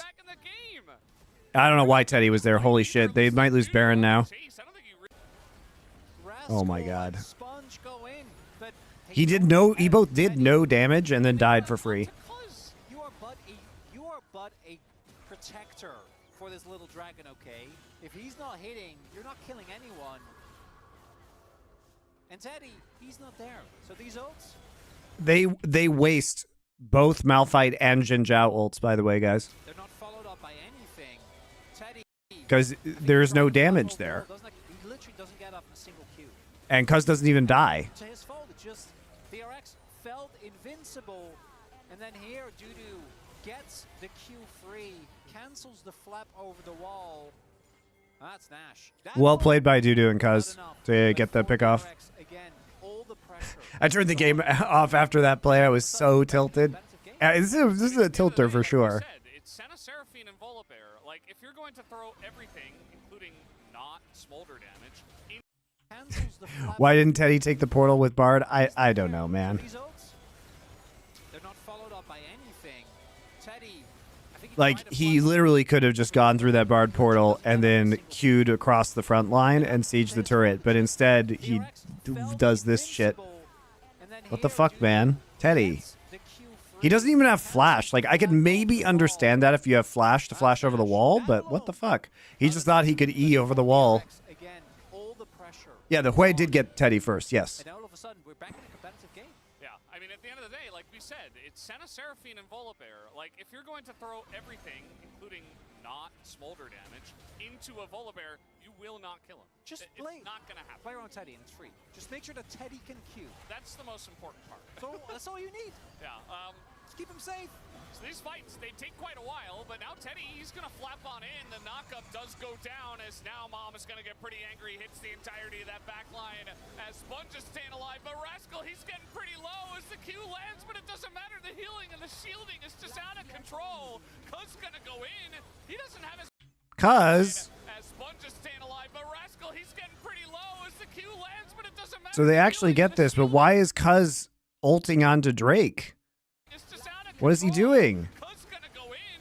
He doesn't have his backline, What? though. He's gonna get executed. This game His is team getting wasn't pretty there. messy at this point, as now Dudu is gonna reconsider going in on this It one. was a full HP Drake. He's not even stealing it. Entirety of that back He has line. 12,000 As HP. Rascal, he's getting pretty low as the Q lands, but it doesn't matter. The healing and the shielding is just out of And he just gets rooted. control. Cuz gonna go in.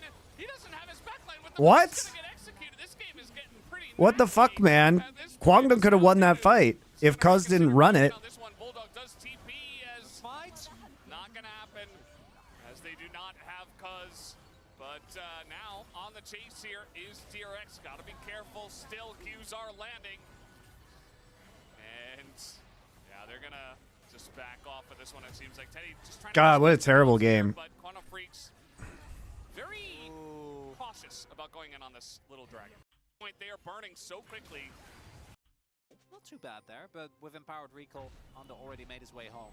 Didn't get Undel, any stacks. Undel also did actually get his LDR second, which hats off to him. As we take another look here, it looks great initially, because what's happening is Teddy gets the Q people.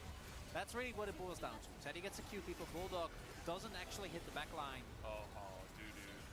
Yeah. He pulls him out of the redemption. Yeah. Pulls him away from the team. It was so close to that being enough, but then Cuz overextends, feels immortal, and this is one of the big things with Vodemir. Even with the backup you have, you don't have tank steroids. You only have a big health bar, which against Smolder just doesn't mean a whole lot. Yeah. DRX, they get Soul Point, but after the topside play, Veldas, I am not relaxed. This is not DRX and relax, this game anymore. It was for the first 15 or so minutes. Now it's... Can anyone buy Serpent's Fang? I mean... Freaks and eyes wide open. Doesn't rhyme, but the shielding is... The Serpent's Fang is probably more justified for a purchase from DRX, but who would buy it, right? DRX, they still feel very Smolder's 6 items. It's not really an obvious person to buy it on DRX's side. 38 minutes into this game. But DRX denying a bunch of jungle minions as well. And just trying to hold on and not make any mistakes, I think is the biggest thing at this point. Also want to see the damage numbers. I don't know how much damage Bulldog has done in this game, but I'm sure it's a lot. Put it on Jhin. I mean, Jhin would like to be more tanky probably than he is right now because his job needs to be to secure the front line for Smolder. You are going to lose some of this true immortality that's available for Rascal as this Senna just keeps on stacking and stacking. Does Serpents apply to Rookern? I don't believe so. Of course, Senna Flash could be big as the TP comes in. But I don't know for sure. Utilized, and we still have 2 minutes until the Baron. Throw that ult onto the back line, Cleta. Just going to throw an ult from the Smolder. Trying to deny any stacking here is the side of Kwangdong Freaks, but he's about to hit 500. Oh, he's getting pretty close. He had 476 at this point. It does not work versus Rookern. That's what I would assume. They're not going to walk into. Yeah, that's the thing. I mean, it's basically just Teddy building up a bigger execute and more damage on his abilities. And we're waiting for the Baron to spawn. DRX cutting out all the vision. Gonna get this nice little powered scuttle crab. I'm just scared, Veldas. I feel like heartbreak is imminent.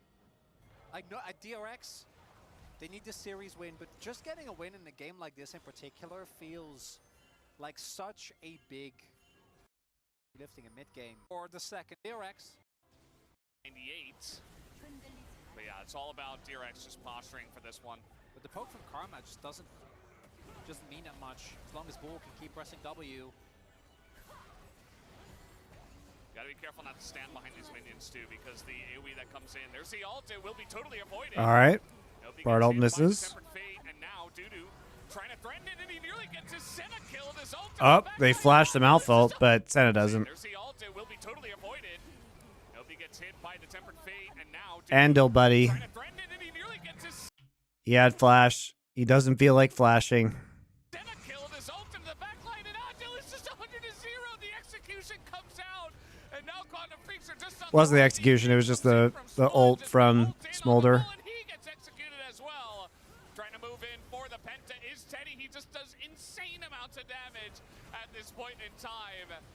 And they're not quite going to end the game. It looks like they need a wave, although it is coming in now, and they will try. Rascal does not care about a measly turret.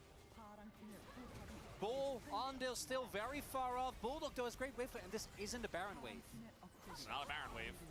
Bulldog just going to throw down some burning ground as Ingo's Dudu as well. You gotta just go do Baron, I think. Already. Just take the objectives. Please get out of there. Okay, they are getting out of there. I personally would love it if they took the dragon. Bull can TP over. Oh, DRX. Okay, they're going to try to beat it. And Dudu, because right here in mid, they have no idea, but they're going to be able to scout it because it's Volibear. No, DRX! Not like this. And now they get nothing except the mid inhibitor. Oh my god. Yeah, the mid inhibitor was the... This game is a tragedy, guys. There's the tempo lead now. They the can lowest trade. value. It's a tragedy. Yeah, they can pretty much do anything, Kwangdong Freaks. I mean, Oh, Sponge is there still, though. they're going to threaten Baron. And that they will go for it. Both these teams do want to make a fight for the Baron. TP is coming in already from Rascal behind them. Sponge is They're there. not full health, though. Rascal! There it is. The All right, you guys both. You got Seraphine and Senna. Great TP. All right, you did it.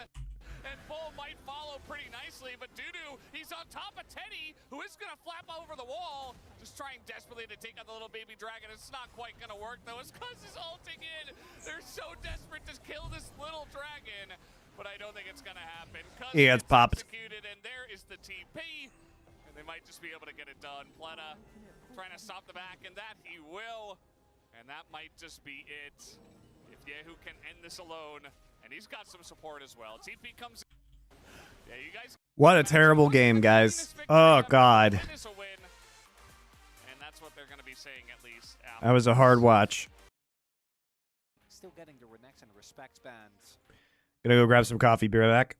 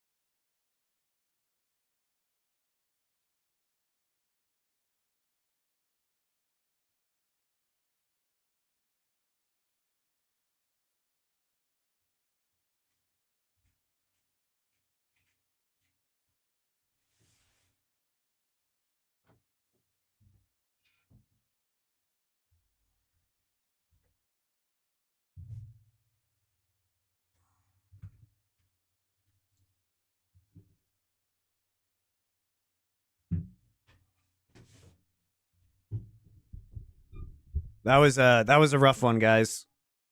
That was rough to watch. I did not enjoy that.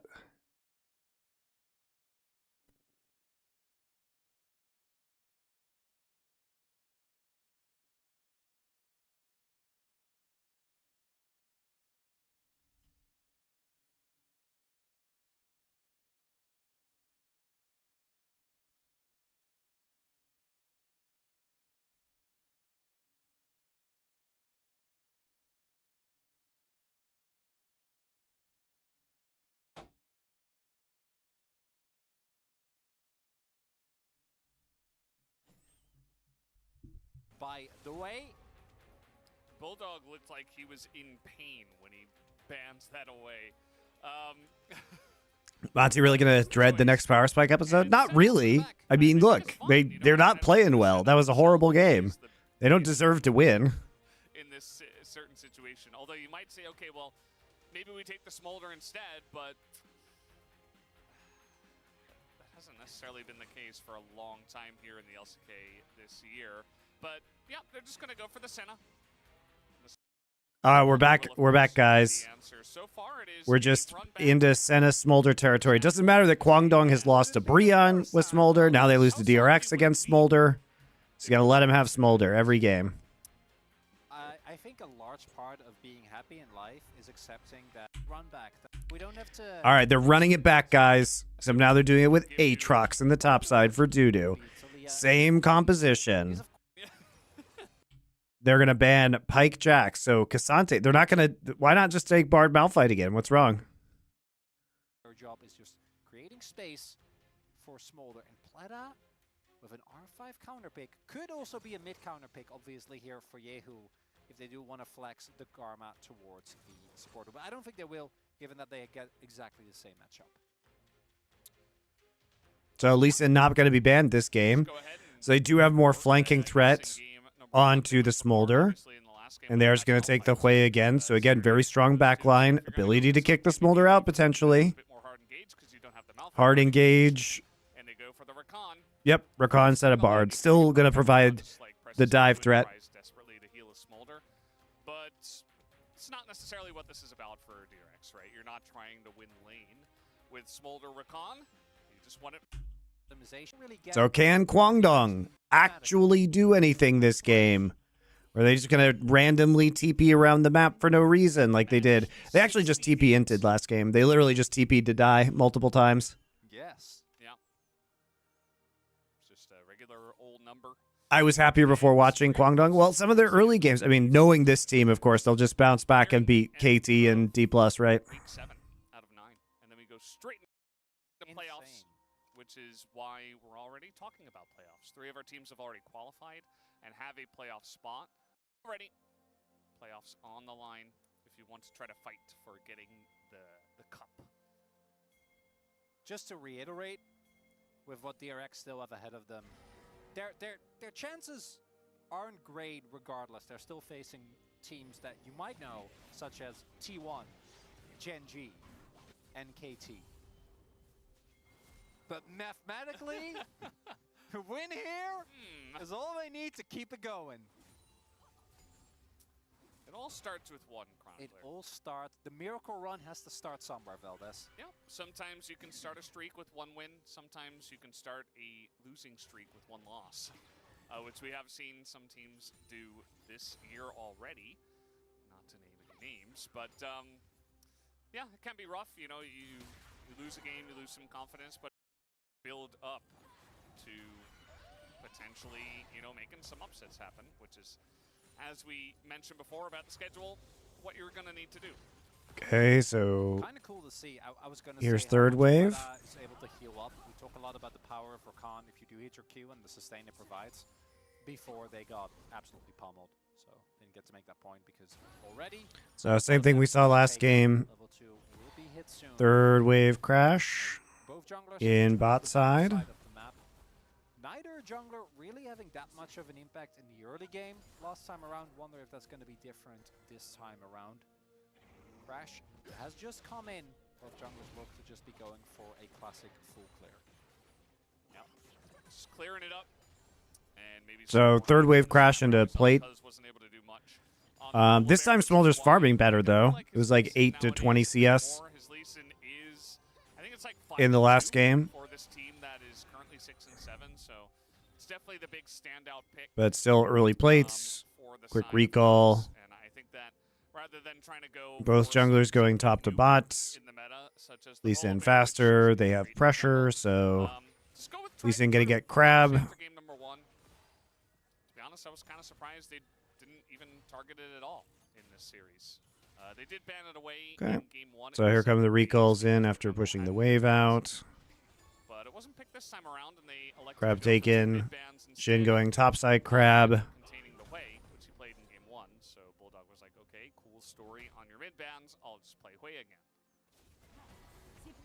Last time around, a lot of the momentum for DRX came when they found a couple of skirmishes, as well as being able to procure some early objectives. We'll see if that's going to be the case this time around, because I'd be looking towards some early action. I'm going to get the double scuttle here, because he did already get Okay, now we're just gonna get camps on respawn for both That is Gromp for Lee Sin and Krugs for Xin Zhao on top side. Otherwise, it's going to feel like Matchup's pretty much even, except we did see item buys already for Kwangdong, so trying to translate this into more lane bullying. Yeah.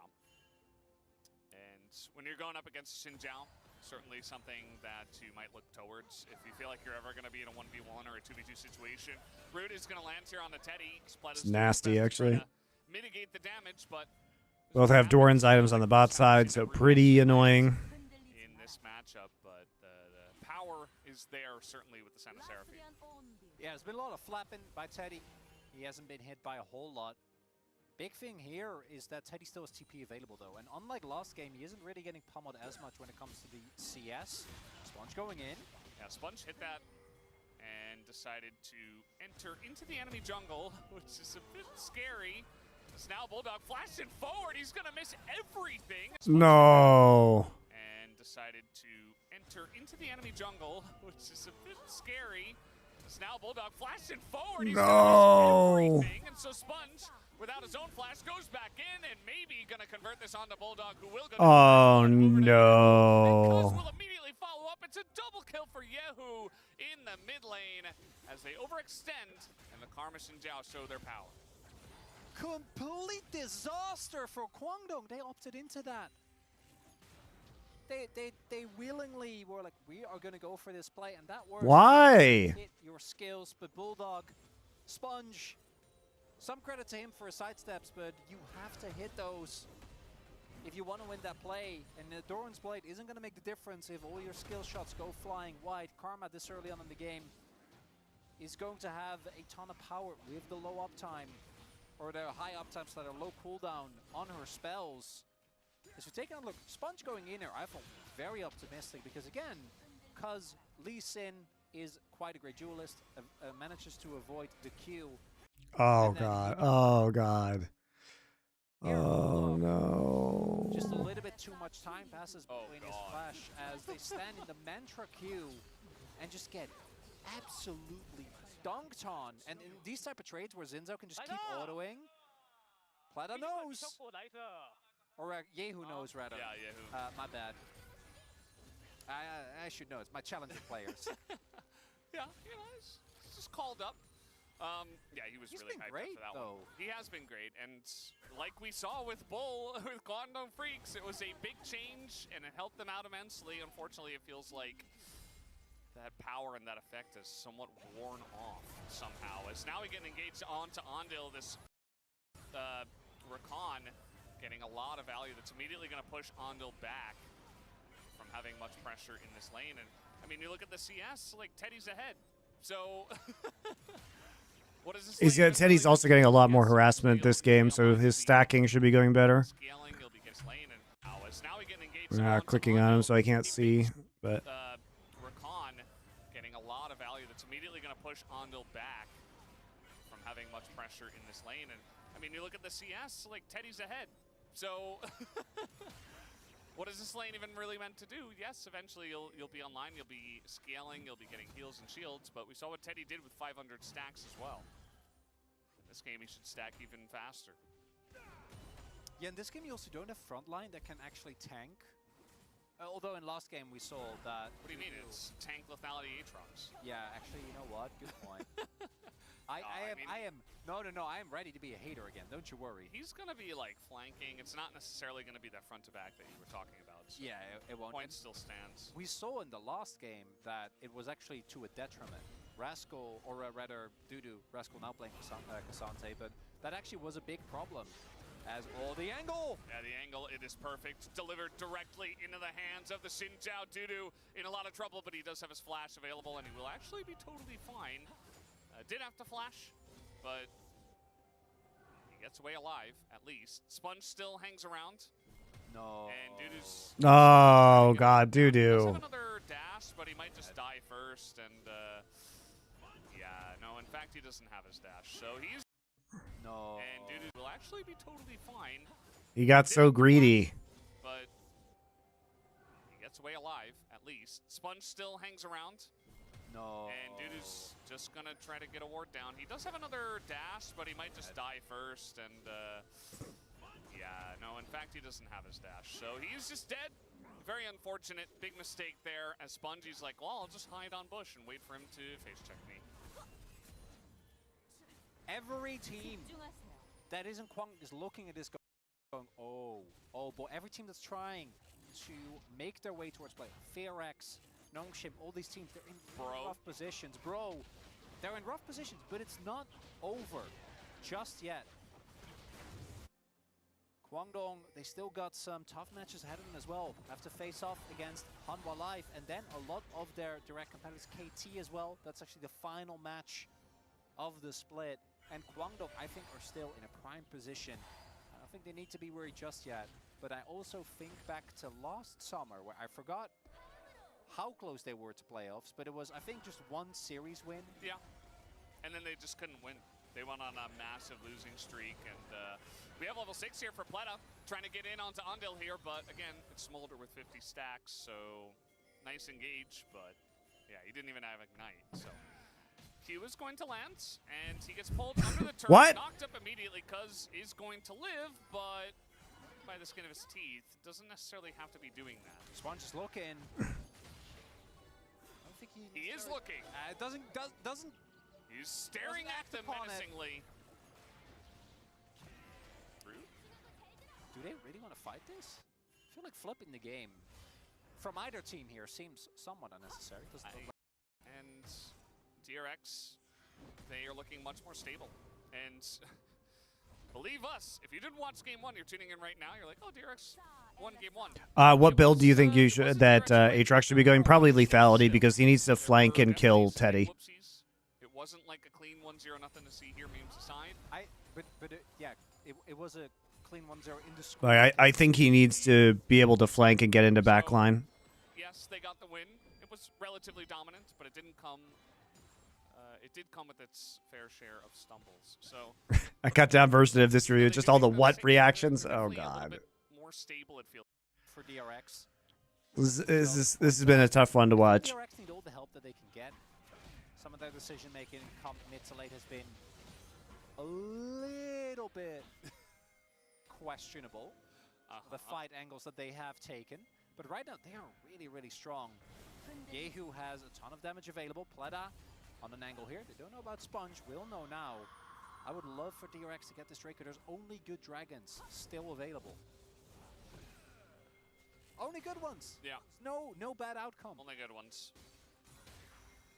Only bangers. Ox has really been stepping it up today. I think we have to give him credit where credit True. is due. Yeah. Good job. I was Ox. worried. Only bangers, bangers only. Going to move in as a 5-man unit. TP is available for Rascal. If they do want to go for this, TP does get utilized. It's now the Mount Q there to slow them up. The massive flank comes What the in and fuck is going on? What is going on with the I can't see because the camera is bouncing. Look at the camera, guys. TP does get utilized. It's now the Mount Q there to slow them up. Look, the camera is like bouncing back and forth. What the fuck is happening with the camera? I literally cannot see what's going on in the team fight because the camera is moving back and forth.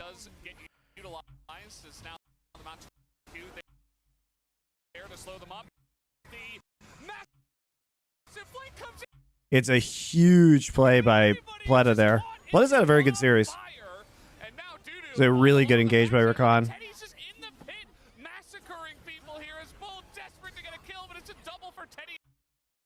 And that's the series, guys. I mean, it's a great flank, right? They're all in the middle. They have them in a perfect arc. Covering everything. They actually just block crowd control heading in, and then they immediately just charm them and then hit them with some CC from Cassante. And now Dudu all alone on the backside. Look at Teddy's just in the pit, massacring people here as Bull desperate to get a kill, but it's And you can't play, like, if you get flanked, it's over with the Seraphine Senna Hui, right? Like, you cannot allow yourself to be... Jesus Christ. Dude just leaves to go try to take plates in topside.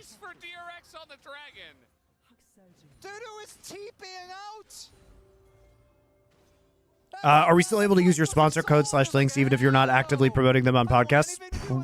Probably. Which one are you asking about in particular? But most of them should still be active. You know, a lot of times what we do, guys, is like, you know, for example, for Factor or HelloFresh, like we have like year-long deals, but we only do, you know, 1 or 2 promos a month on SI, but the code should still work. Freeze Pipe, maybe not, although we might get a new deal with them soon because 420 is coming up. We're talking to them at the moment. Liquid IV we promoted last week. Liquid IV definitely is active. Please use it. Code LFN for Liquid IV.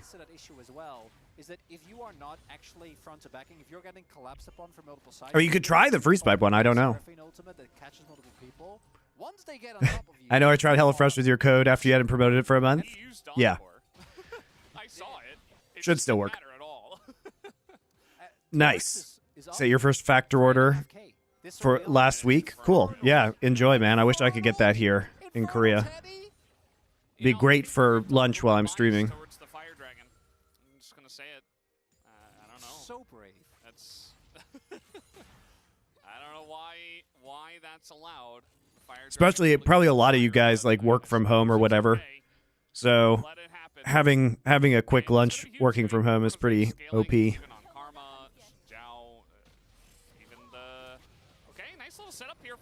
All right. Oh.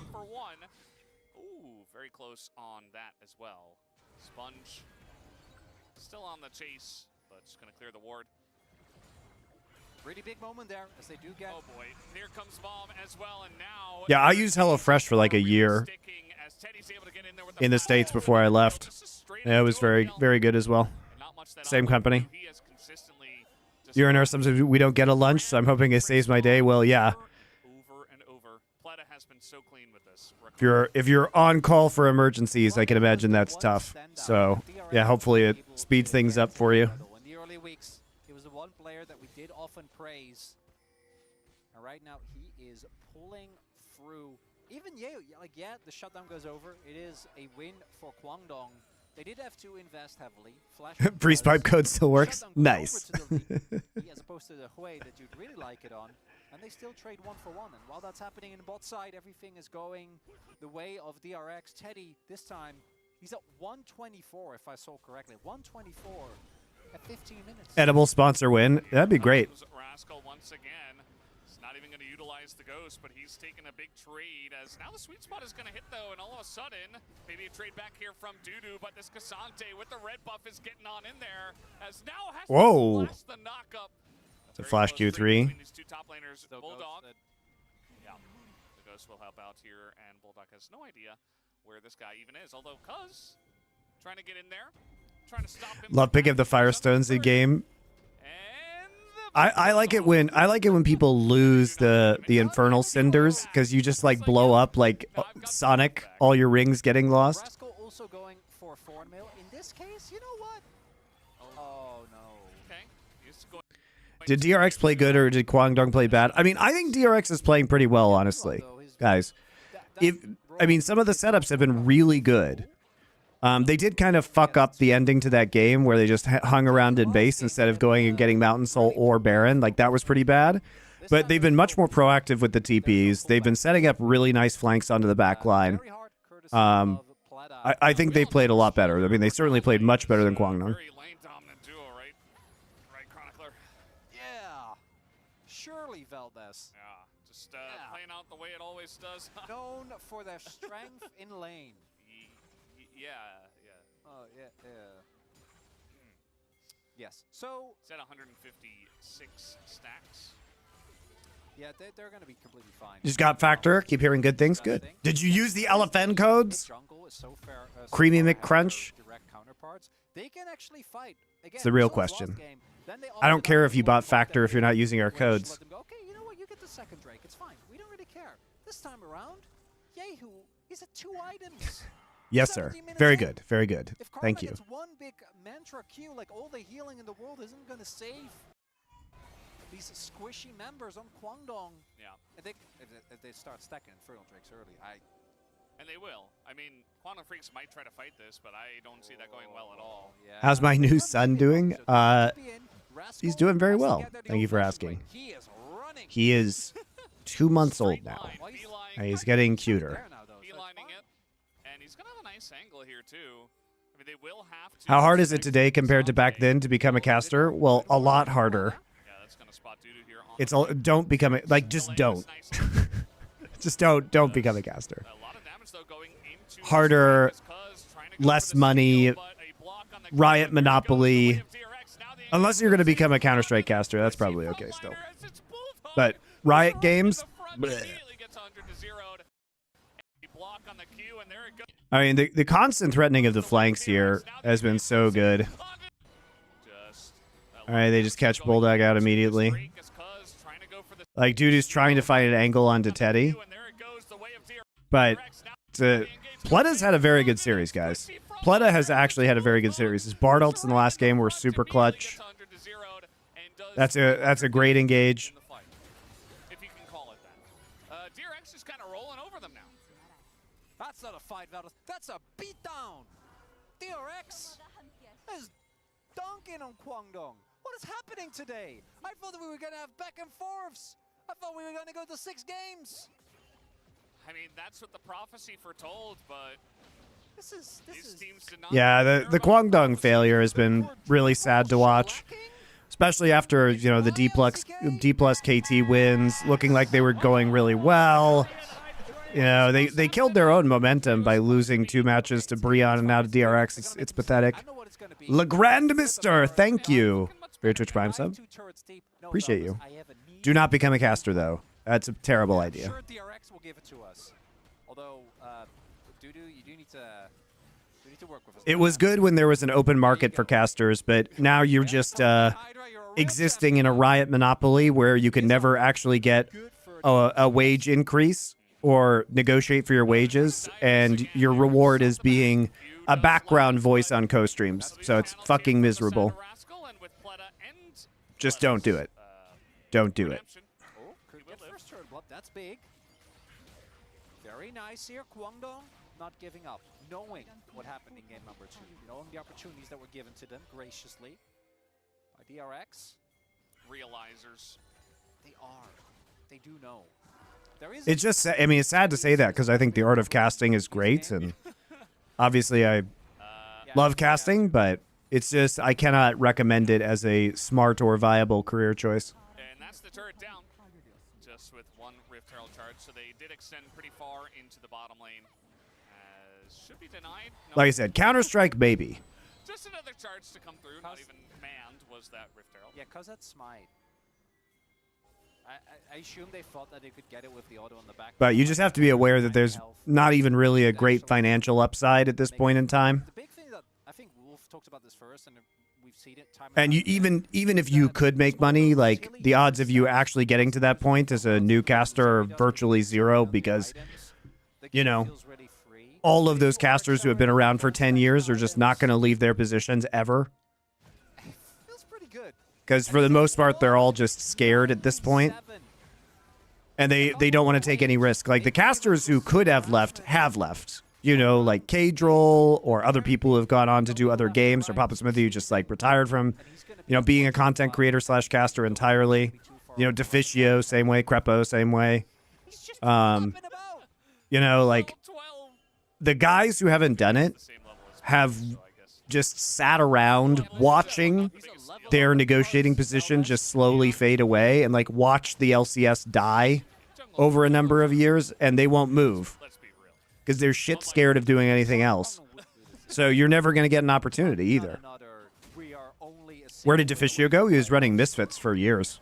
He's still with Misfits. You see the clip of Smolder getting 40 stacks with 1 Q since he gets stacks off grubs? Oh yeah, the little mini grubs. I didn't see it, but that's funny. Rivington with 23 views. Well, Rivington is still a caster with Valorant, which I know he enjoys more. Shout out to my boy Sponge as well, man. What a glow up from this guy. I missed Deficio. Hands down the best analyst the scene has had.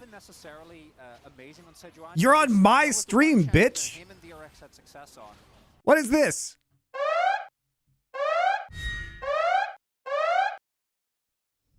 How dare you insult me? Now 2 back-to-back great games.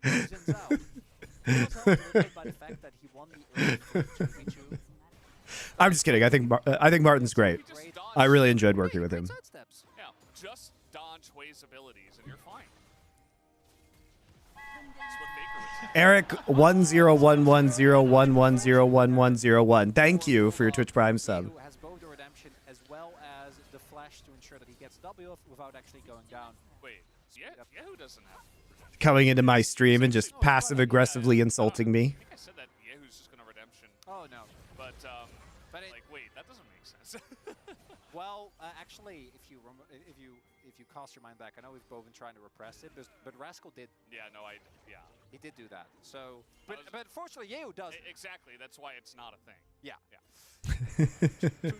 Don't worry, Monty. I'm sure the casters are loving to have to switch to play-by-play and prep for taking their friends' jobs. I know, man. They're loving it. With the Smolder comp. I mean, they just boomed him that one time. The salty run back. Yeah, I thought it was less salty, but maybe it was more salty. Maybe the adjustments just made it more salty, Valdez. You're on point. Poke is landing, but it's not sticking. Oh, maybe Dudu. The flank of the ages. Ah, he spotted out. Yep. Pleta sniffs it out, and now they Oh god, is Teddy the one flanking now? Once again, Bulldog and Bull in the front lines just getting He just doesn't give a fuck anymore. as the execute damage is about to come through. There it is. Teddy gonna take down the first one. Bulldog also in a ton of gonna be called down. Lethality Aatrox can't flank you. Well, you're on point. Lethality Aatrox can't flank you if you are the flanker yourself. Thinks Teddy. Oh, maybe Dudu.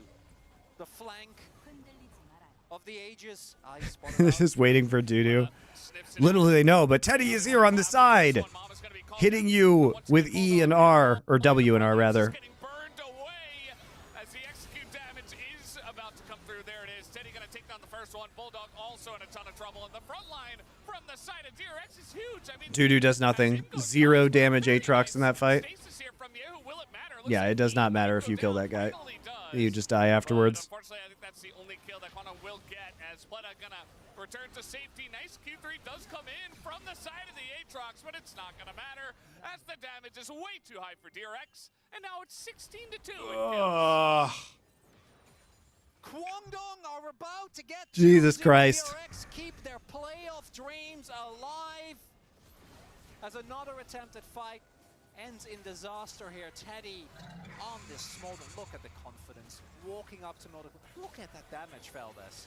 Wins the fight basically single-handedly. Bull delays it for a little bit. Then Pleta does not care about the fact that he's ulted by Bulldog. Gets into the backline.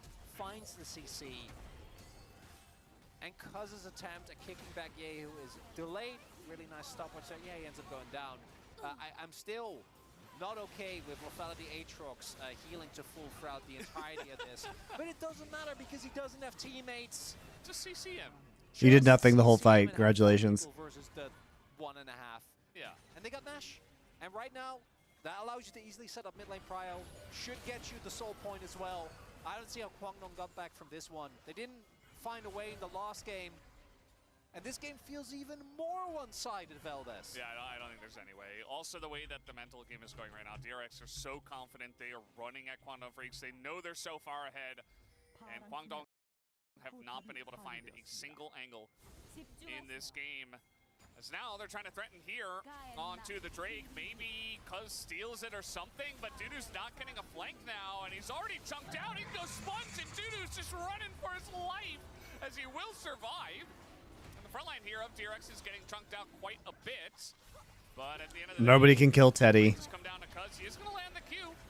He's going to land that Q, and he goes on in, and it's not stolen. It goes to Smolder. A bit, Oh man. but at the end of the day, By the way, Bull is just not good at Seraphine, I don't think. I've seen like very few ultimates from him at all this game. goes on As 25 HP after the smite. goes to Smolder. That's a bummer. Looked like that went one down. That one went down to about 25 health as well, and Teddy. Who's winning MSI this year? Genji, T1, BLG look like the best teams. Dragon continues receiving love from the Dragon. Dragon and Dragon standing together. Teddy getting the kill. I know that, getting the kill doesn't necessarily... It's 11k and they have Smolder. Yeah. As well. Yeah, I mean, this game is so giga over, guys. Yehu doesn't have team. And Dudu, he could do it. DRX Do not think we need to watch. We can just fast forward through the end of this one, I think. 9-0 is Teddy. Who do I even vote for? Is it just Teddy? Is it Pleta? Is it Sponge? Could even be Yehu, but he's died twice. He did die twice. He is over 66% of their kills, Valdes. Of the True. kills of the enemy, rather. Maybe it's Teddy. I think a boom damage vote is okay. I also think Teddy genuinely played the early fight really, really well. He won the fight on the soul point as well with his ults. But Sponge won the early 2v2. Pleta has done so much of the setup. It's a tough Play up. He's like plating them up. Yeah. Yeah, we just gotta go fast through this, guys. I know that's not the reference. That would be We have Teddy is over 5,000 damage, or 5,000 gold ahead in terms of item value on Bull, who is almost also Flame Horizons. And that can happen. I mean, you're feeding all the stuff over to your Smolder, whereas Seraphine isn't necessarily getting all the farm. But also, they're so far behind that, dragons and jungles and pretty much everything is going to the hands of Teddy, so he just gets even more fed. And he's gonna call down Mom, just as a celebration, it seems. I really think it's just Smolder, guys. This is my copium take. I think that Smolder is the reason why Kwangdong is losing. So if they ban Smolder, they'll win games. he doesn't For the care. bit. He's got a karma right behind him. And nice encore. It's going to delay the inevitable engage as everybody is just going to be executed eventually. It has nothing to do with their horrible TP usage or team play in general. But it should be a 2-0 here for DRX as everybody is exploding with the cinders as well. Omega celebration there at the end as well. 2-0 as DRX will take the big win today. Happy face. Why? All right, guys, that's going to be it for today. I'm going to go watch the LCK live right now, as will many of you, I suspect. So I'll be back tomorrow with some LEC and LCS games. Should be fun. So I'll see you guys then.